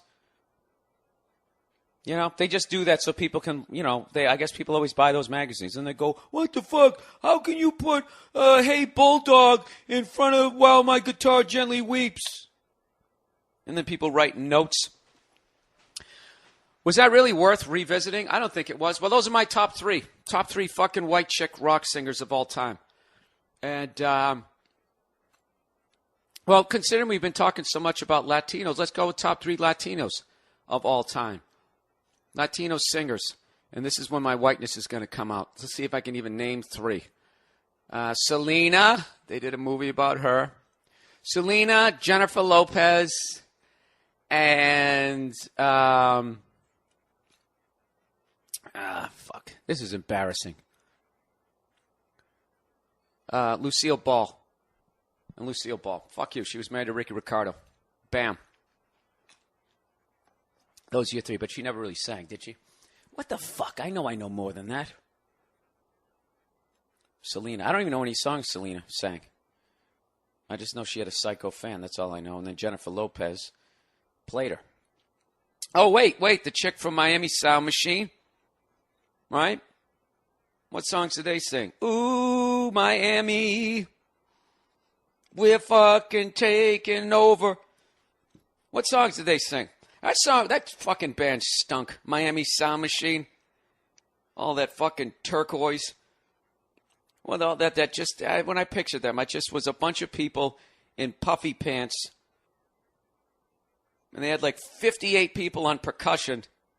And then like one keyboard. And then she was skipping around in her boots. Right? Wasn't that what Miami Sound Machine was? The fuck songs did they sing? God damn it. I used to know all of this shit. I can't get that Robert Palmer shit out of my head. Anyways, whatever. So I want to learn something. Give me your top three Latino fucking singers of all time. I know somebody's already compiling a list and getting pissed at me because I don't know what the fuck I'm talking about. But that's what people do on this podcast. Like last week, I made a reference to the Pullman strike when I was reading about Grover Cleveland or some shit like that. And this guy wrote, hey, uninformed.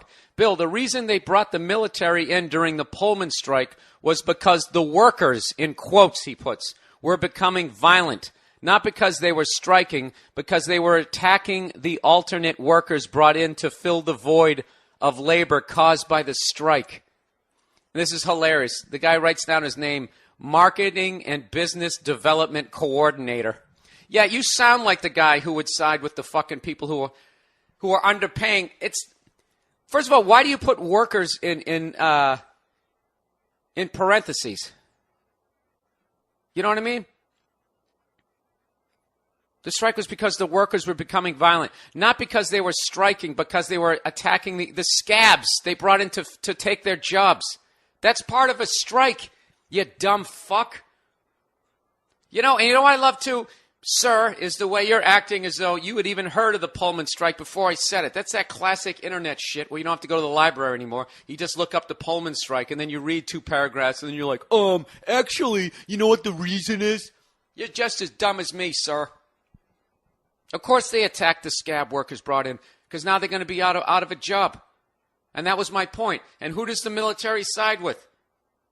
The military works for the fucking rich people. All right? And if you don't fucking believe that, then I'm not going to eat another fucking coconut ball. Oh! It just gets better. No, it doesn't. All right, that's enough of that. Jesus Christ. Jesus. All right, let's talk NFL football, everybody. Oh, but before I do, the mmpodcast.com, everybody. I made a video on there where I did a little tour of the Comedy Store. And I also stood outside the Comedy Store and I talked shit about some of the people walking by down the street. If you guys want to check it out, go to the mmpodcast.com. The official, the one and only, the only one there is, the official fan page of the Monday Morning Podcast. And I also want to thank everybody who went out and bought the ringtone last week. All right? I was very impressed with the amount of people that went ahead and bought the ringtone. If you didn't listen last week, I have a new ringtone. It all costs us 99 cents. And, you know, that way I don't have to really charge for the fucking podcast. And it's also it's not required. If you want to do it, you can. If you don't, you don't. It's no big deal. And we have all the instructions up there. If you have an iPhone, it goes right onto your phone. If you have a BlackBerry, there's like one little thing you have to do or something. But they have all the instructions on the MM Podcast on how to upload it to your phone. And, you know, we just want to thank everybody for being patient. It took a couple days to explain it to get the information out there. So I wanted to thank you guys for chipping in. Seriously, it means a lot to me that people actually went out and supported the podcast like that. So thank you from the bottom of my heart and the gentleman who runs the mmpodcast.com. All right, and with that, it's time to talk about NFL football here. I actually was flying on a plane during the Patriots game, so I can't really talk too much about it other than that I was watching. I actually had satellite TV on the plane, so I was sitting there going, oh, fuck, I'm going to miss the fucking game, and then I see that they're going to have satellite TV, and I got excited. Oh boy, right? And I fucking turn it on, and I had NBC, and then the rest were like Discovery, Animal Planet, and then they had 3 ESPNs. So I'm praying. How I hope and pray that I will, but today I am still just a bill. Fuck you. These songs are in my head because I'm hungover. Praying that the Patriots game was going to be on NBC. And it turned out that not only was the game not on NBC, they didn't even have a football game on NBC. They had some fucking infomercial on insoles. So I was like, you got to be fucking kidding me, right? You got to be fucking kidding me. And so then I just was watching ESPN. I was watching all the college football games that I already watched. I think Michigan's back, everybody. Hail to the victors, valiant. Hail to the victors. Ba, ba, ba.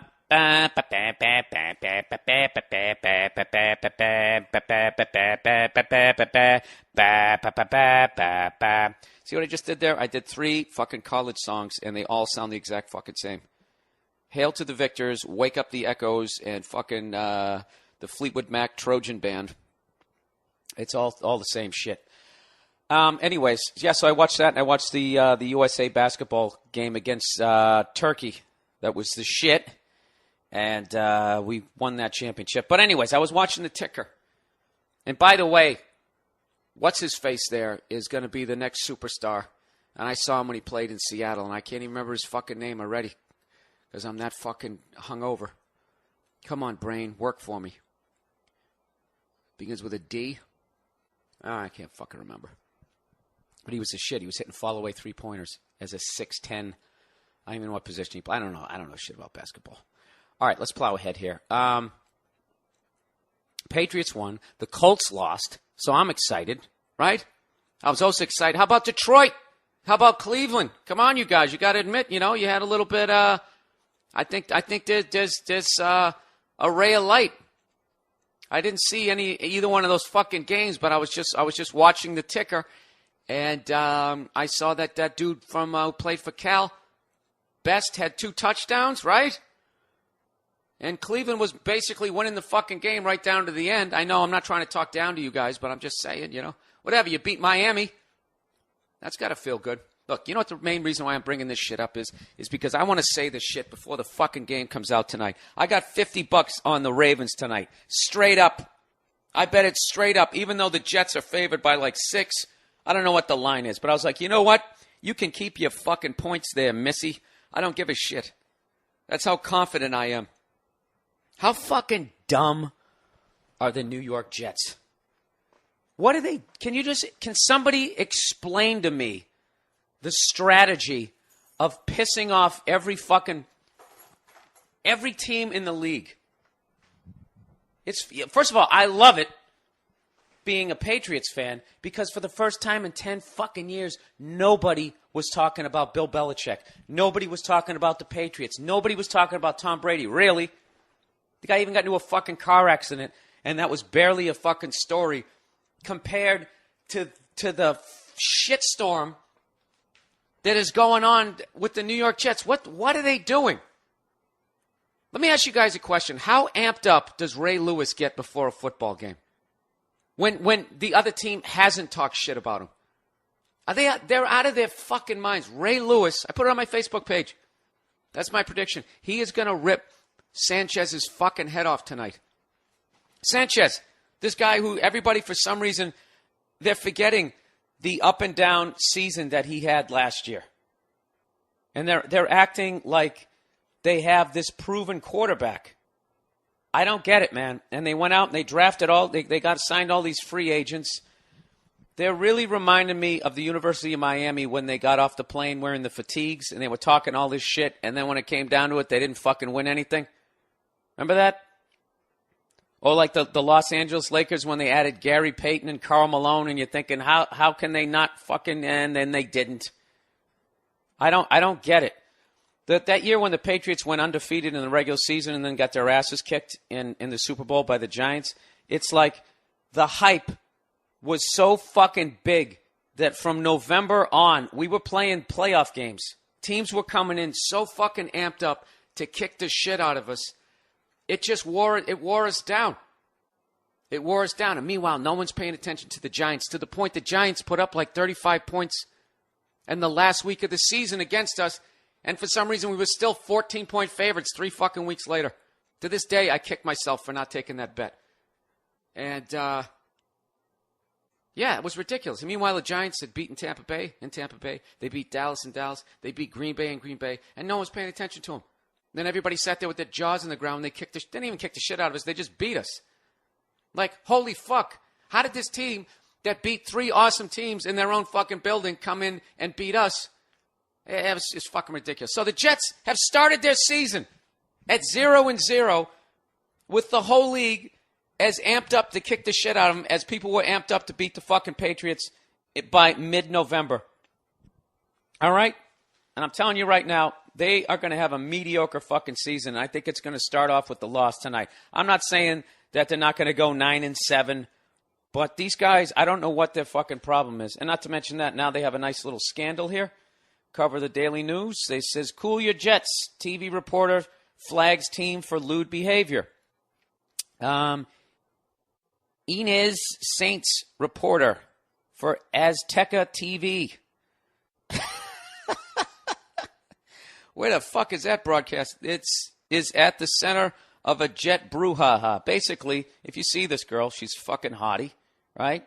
She's got her little pass here. And, she's got some cleavage show. Oh, my God. Are you serious? They got a picture of her at a Jets practice, She's got on the tightest fucking jeans I've ever seen in my life with the most perfect round ass you've ever seen. And she's in high heels. Okay? And she's walking around a bunch of football players who got their testosterone going with a fat shit-talking coach. Let me guess. Somebody said something out of line. Oh, this is, you know what I mean? This right here. And this is one of these things where you can't say, well, look how you're dressed. Because they go, you're blaming the victim.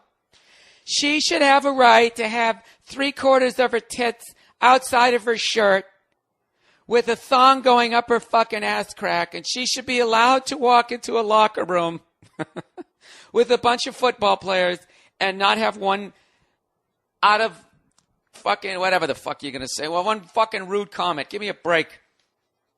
NFL boss Roger Goodell was demanding answers last night from Jets players. Well, why don't you look at the pictures, Roger? Huh? What are you, a fucking eunuch? You don't understand what the problem was? For players, coaches accused of subjecting a female sports reporter to sexist locker room conduct. They should have just said for subjecting her to locker room conduct. This is basically what happened. She went into a locker room and was subjected to locker room conduct. Can you believe it? I remember last night when I went out to a bar and I was subjected to barroom conduct. I couldn't believe it. I was like, what am I, in a bar or something?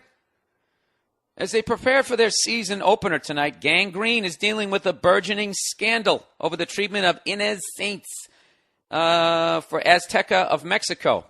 This girl is a 10. She's fucking smoking. Gorgeous. I mean, you got to see the way she's dressed. Okay? And fuck you, ladies. Fuck you. Look at the way she's dressed. She's one of those, you know what's funny about the broads out there? Is this is the kind of girl, all right, the kind of woman, the kind of fucking who if, you know, if any of these women, you know, who are listening to this podcast, they're walking down the street with their husband, and this girl comes walking by, they immediately, they fucking, you know, when their eyes become like little slits as they look at them, you know, and then they're looking at their husband, and they're going to get mad at you because this other bitch goes to the gym, you know?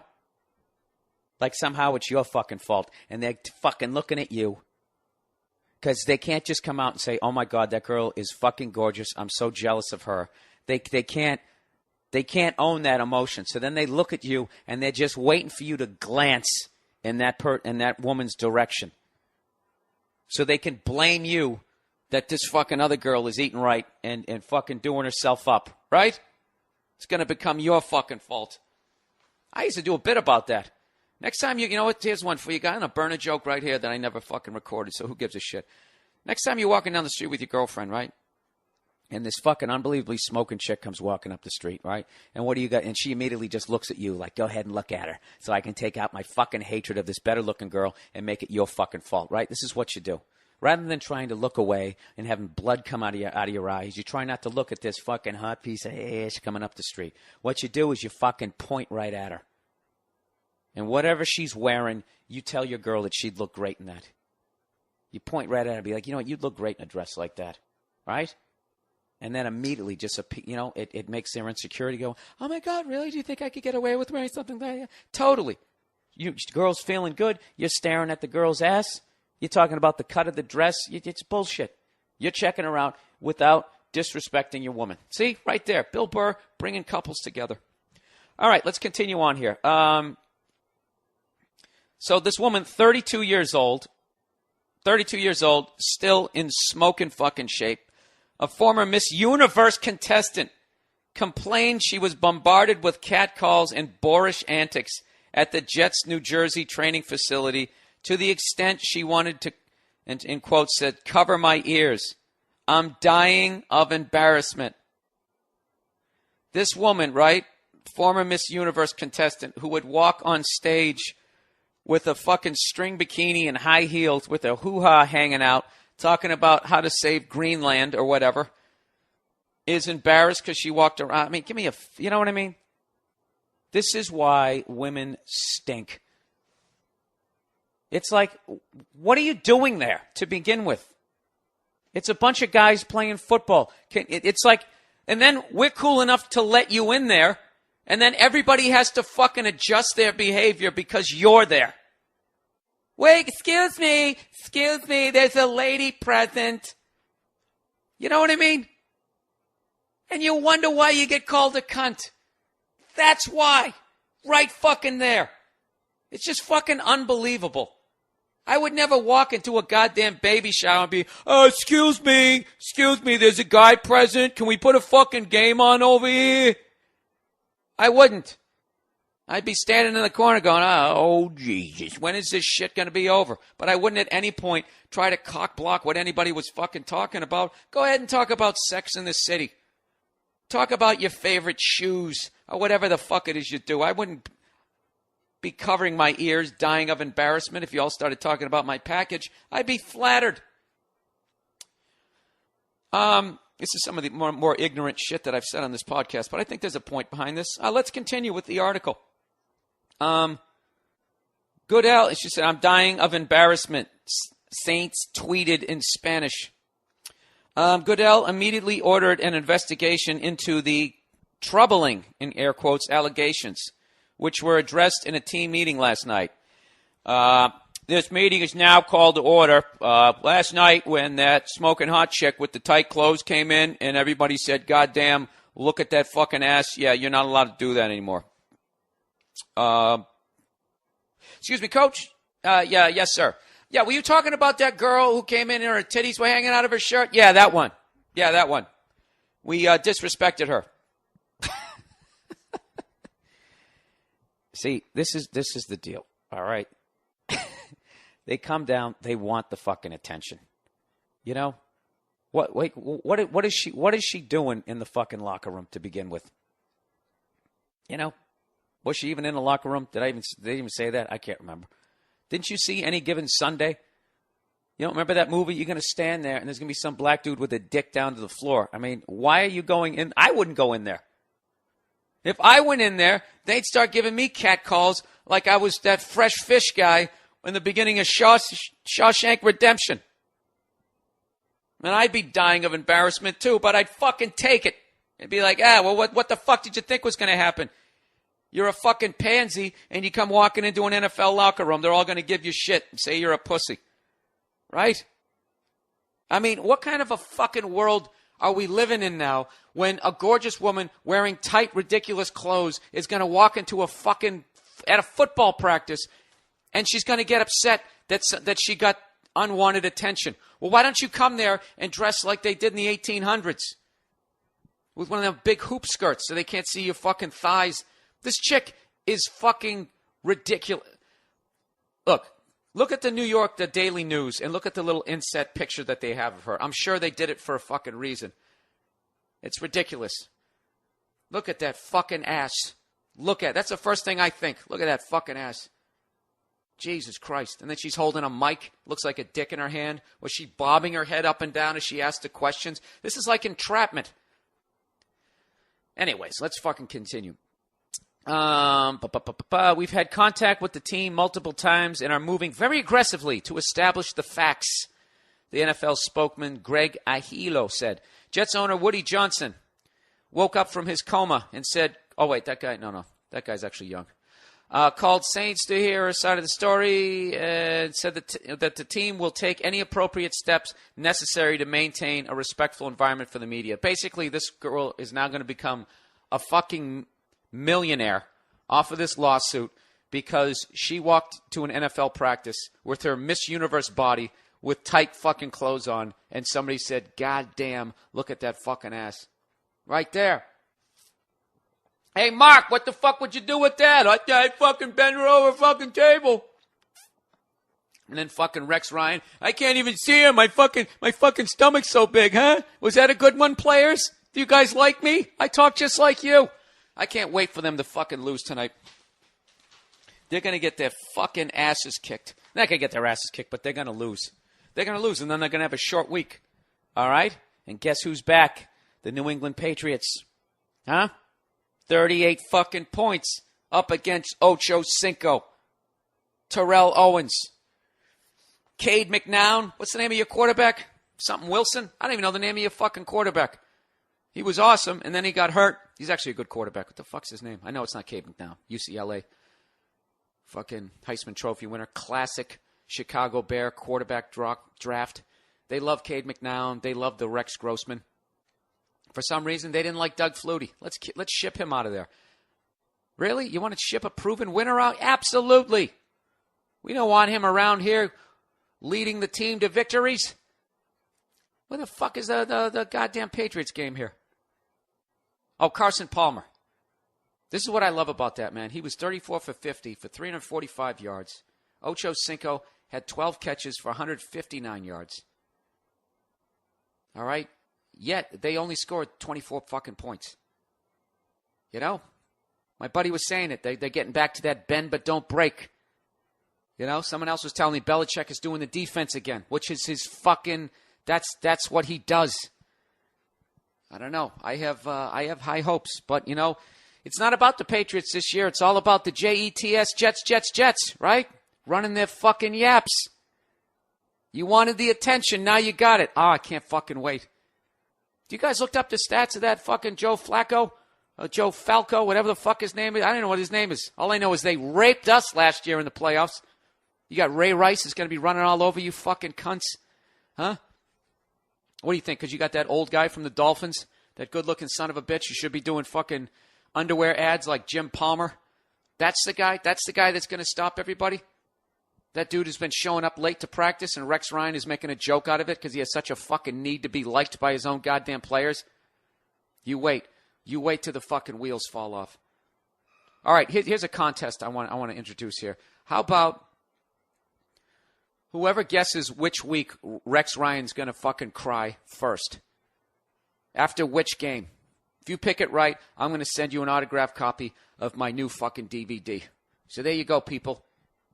You got fucking 17 weeks to pick. Well, actually, not this week. 16 weeks. I'm including the bye week. The first week, he's going to start fucking crying because somebody criticized him. You know? Or somebody stole his M&M flavored fucking ice cream. All right, enough of this shit. That's my thing. I got $50. $50 on the Ravens. And I'm confident. I'm confident that not only... I didn't even take the spread. Straight up.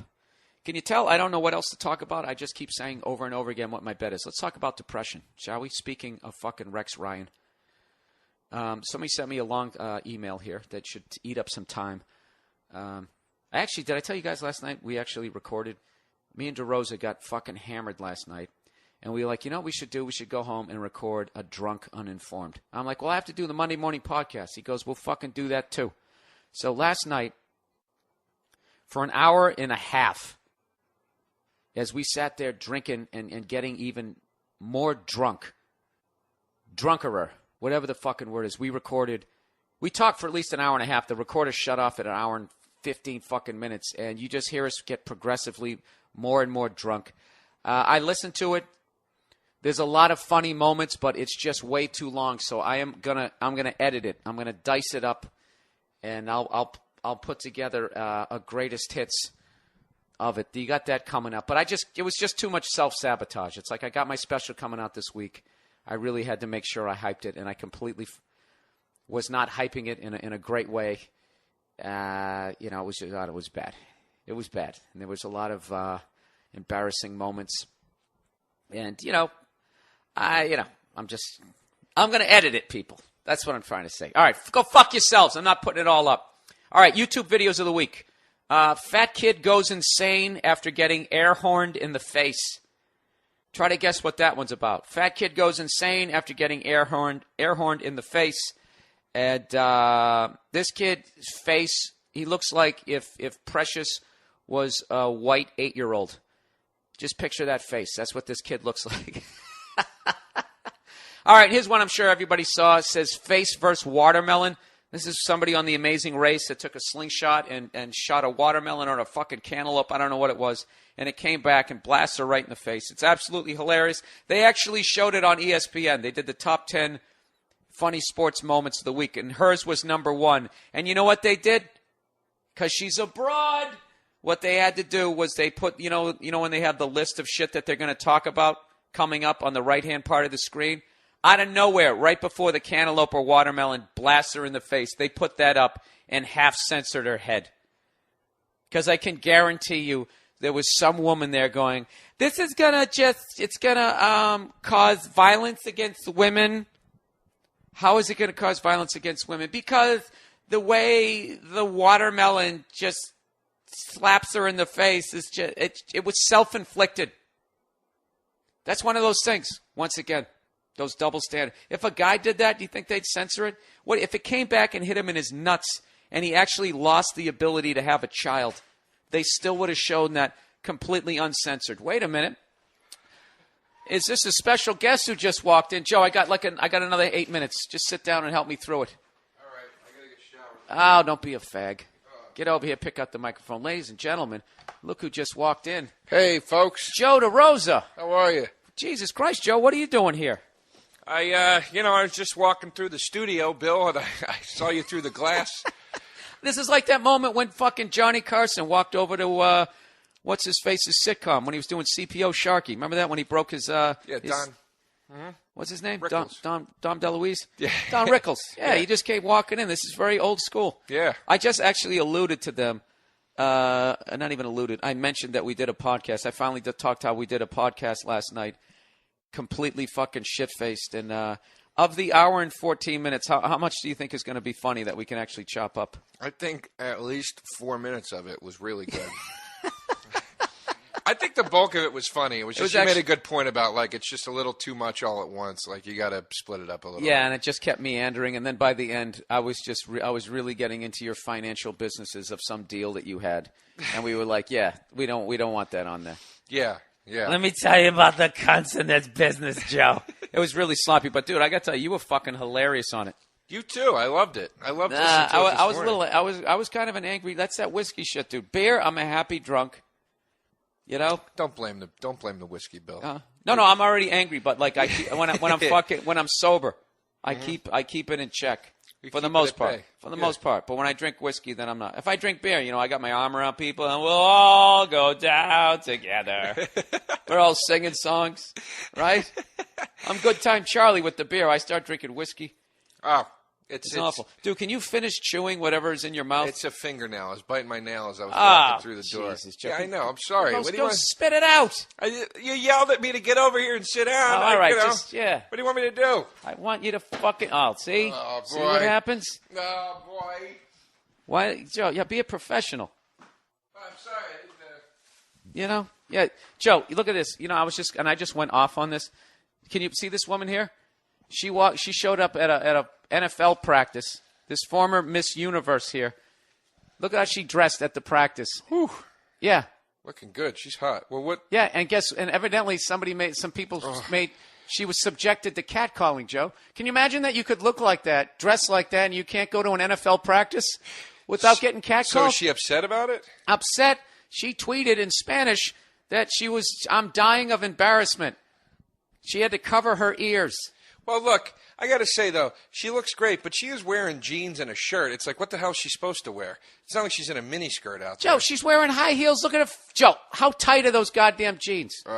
Righteously tight. Really, Joe? What would you do with that, Joe? Oh, Bill. Tell me. Fucking leave it in disappointment.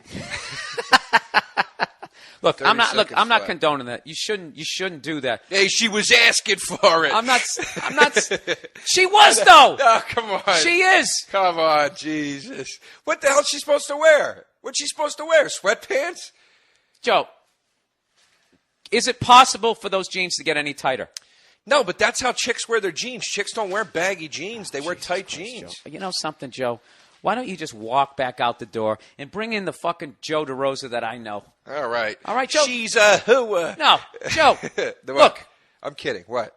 Joe, if I walk through Central Park at 3 in the fucking morning, dressed like Liberace, singing I'm in the Money, and I get the shit kicked out of me and I get mugged, it's wrong.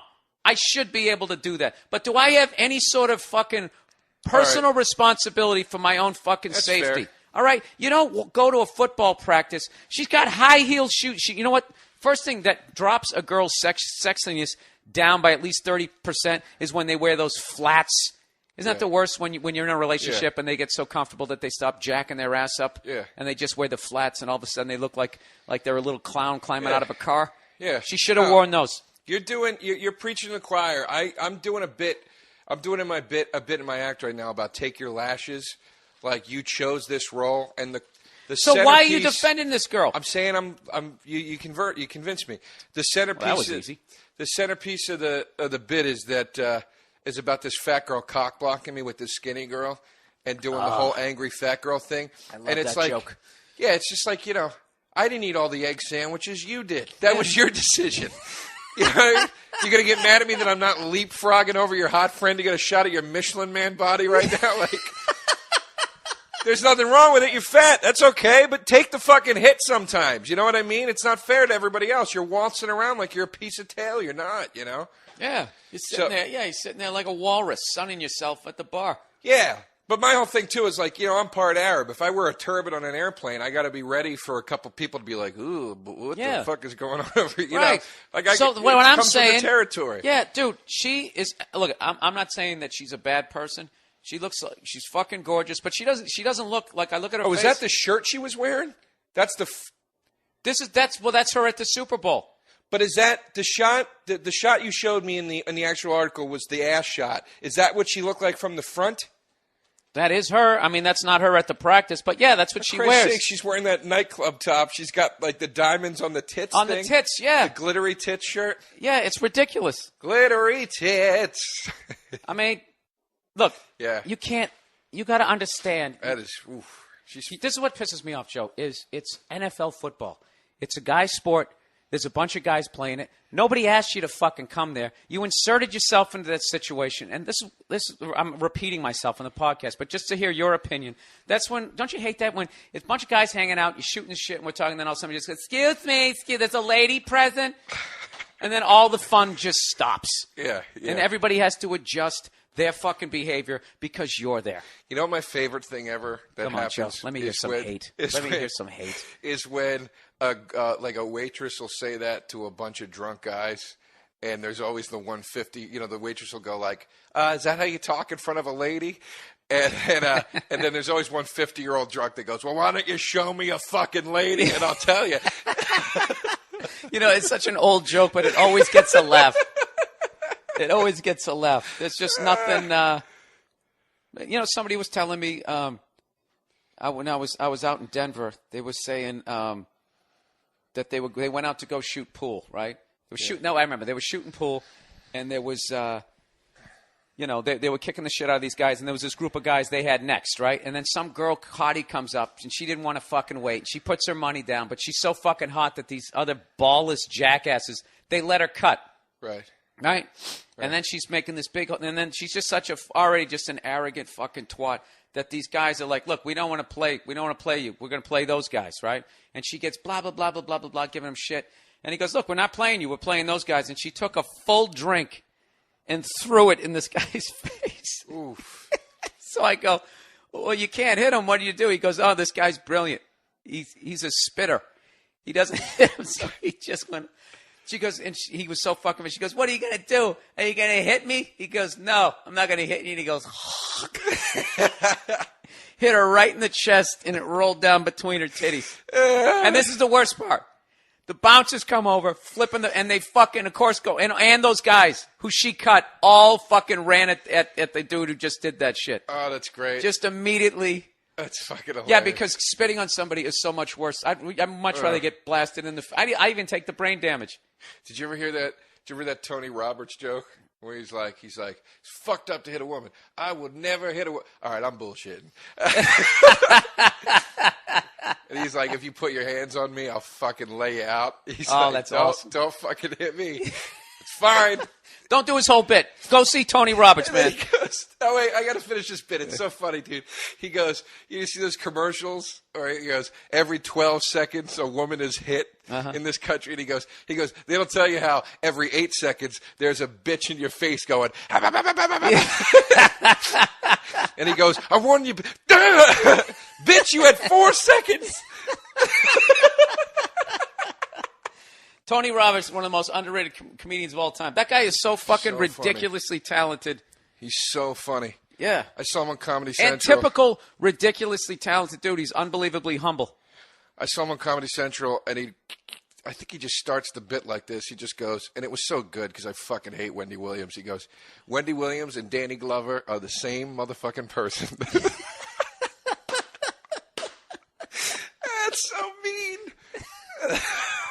All right, well, we got to wrap up the podcast here, Joe, with your squeaky little voice that really just annoyed me. Oh. It's so mean.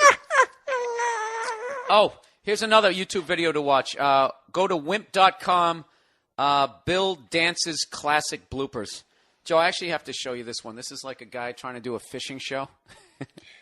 And one of them, I swear to God, I can't believe that it's actually true. He's going down the river. And in the distance, the other cameraman from they're doing like a two-shot, the shoot. Right. The other cameraman, first of all, is in the shot, and he's edging towards the bank to get a better shot, and it's an 8-foot drop into the river, and the guy with the camera falls into the fucking river. and what's his face? He's one of those redneck guys who he gets mad, but he's like a classy dude, so he doesn't curse. Right. So he uses like those redneck, I don't know what the fuck they are, but he's just, dag nabbit. You know, dude goes in the water. I'm butchering it. It's fucking hilarious. Hey, I got to hop in the shower because Bobby Kelly's meeting me here in a couple minutes. Jesus, Joe. But hey, Bobby Kelly? Yeah. Is he going to come walking through the door? No, he's going to ring the buzzer, and I got to run down. He's so I got to lazy. get ready here. He's so lazy. Oh, boy. Thanks for having me. No, it's my show. I tell you when we're up against a hard break, and it's time for you to go. Where you going, Joe? You just going to put it down? You just going to tap out and walk out? No, I got to get showered. Ah, Jesus. All right. No problem. Joe DeRosa, everybody. Joe DeRosa has a new CD out that I would have hyped, but he walked away. No, come on, hype it for me. Well, give me the hype. What's the hype, Joe? It's out on Comedy Central Records. You can buy it on iTunes. When does it come out? It's out. No, seriously, Joe. If it was out, people would be talking about it. When does it come out? Oh, Jesus. It's out. It's called The Depression Auction, and I endorse it. Joe DeRosa, come on. He did one. He burned a bit on the podcast for you. Why am I yelling? Anyways, I think that's going to be the podcast for this week. I'm doing a ton of media this week. Fans of the Opie and Anthony program, I believe I'm going to be on there definitely tomorrow, hopefully Wednesday. I'm basically going to be on that show as many days as they'll have me because I like those sons of bitches. That's it. No, seriously, and if you don't listen to the Opie and Anthony program, I don't know what your problem is. Get an XM satellite, whatever the fuck, Sirius XM player. And check those guys out. Watch a little bit of their stuff on YouTube. They're fucking awesome. So I'm going to be doing them this week. I'll probably be doing something on Versus. And you know what? As I do them, if they're not live and they're going to be shown later, I'll just, on the MM podcast, we'll have that information up there. But if you didn't get the, oh, Jesus, ringtone, you can go to the mmpodcast.com. And on the left-hand corner, you'll see it right there. And you just click on, oh, Jesus. And you can get it, put it in your phone. And then whenever the biggest cunt in your life calls you up, that's what your phone's going to be saying. Oh, Jesus. Oh, Jesus. If you don't do it. I don't give a fuck. I'm just happy you're listening. All right, you guys, have a great week. And that's my prediction. Ravens will win. And I don't know. Jets or Patriots, I got to be honest with you, could go either direction. But I'm really liking what I watched on the ticker tape on the airplane. I have no fucking idea. I can't judge the Patriots, but... And I think the Jets are going to, at best, might go 10-6 after all that fucking yip-yapping. They'll probably make it into the playoffs. God knows they got enough talent on the fucking team. But I think all this shit-talking's really going to hurt them. And I don't think they're going to go as far as they went last year. What do you think about that? Huh? What do you think about that? Jets? Play like a Jet? What the fuck does that mean? You haven't won one since 1969. What does that mean? Get your fans all excited and then you shit the bed in January? What, Joe? That's what they do. Joe, they haven't won since we were excited that we landed on the moon. Like that was going to lead to new real estate. That was the last time they won, Joe. I was 6 months old, Joe. 6 months old. Kurt Gowdy announced the last time that they won a Super Bowl. All right? Jim Morrison was still alive, Joe. Jimi Hendrix was still putting out albums. Joe DeRosa. The last time they won. And they're saying play like a Jet? When you're a jet all the way. I like that. Oh, that's from West Side Story. That really is where we differ. You're talking about the Jets, and I'm singing the song. That sounds like one of their they're really into that old school shit. You know what the sad thing about the Jets are? They're the only professional franchise in all four sports that actually sublets their stadium. Oh, that's sad. Yeah, they play at Giant Stadium. You know what they are, Joe? They're like that fucking loser who never moves out. and that window of getting married and actually meeting somebody just closes, and then they just say, fuck it, and they're just waiting for the last of their alive parent to die so that they can take over the house. The guy that never ends his podcast when he's at your apartment. Oh, Jesus, Joe. Look at you coming with a little bit of anger. Joe, you know what? I hate how unashamed you are about your torso. Why would I be? Ugh. I give Joe shit because his body, he looks like an adolescent Will Ferrell. Like, picture Will Ferrell's body at 23. Joe, have you ever done a pull-up in your life? Do you even have those muscles? He left me. I was really going to compare him to, like, the Camaro Rally Sport, you know? Somebody goes out and you get the IROC, right? You got the air conditioner, you got the T-tops, you get the electric windows, and then you had the Rally Sport, which you basically had the same body, but you didn't have those options. I was going to go that route. Is that what you were going to do, Bill? Were you going to do it in a funny way? Because the way you presented that, it wasn't too funny. All right, that's the podcast for this week. God bless all of you guys. Let's go, Ravens. Fuck the Jets. And I'm hoping this time next week that Jets are fucking 0-2. And if they are 0-2, I'm telling you right now, Rex Ryan, I am guaranteeing it, will cry during a press conference. And he's going to be crying, and his fucking, body's going to be jiggling. I hate the Jets. I hate the Jets more than I hate the Colts now. Kind of helps that they lost to the Texans. But, the Jets. I want nothing more than to watch them eat their fucking words. The arrogance of that fucking team. Look at that. You don't even know how to behave when there's a lady in the room. All right. Who gives a fuck? Ravens are going to win tonight. I'm going to have an extra $50, and the Patriots are going to beat them next week. All right? That's what my heart says. All right. You guys have a good week. Please watch my special Sunday night, September 19th, 11 p.m. Okay. See you. Look at that mama, she got it sticking in the cameraman. We could have some. And he's up there. What's that? Hawaiian noises. He's banging on the bongos like a chimpanzee. Oh, that ain't working. That's the way you do it. Get your money for nothing. Get your chicks for free. We got to install a microwave.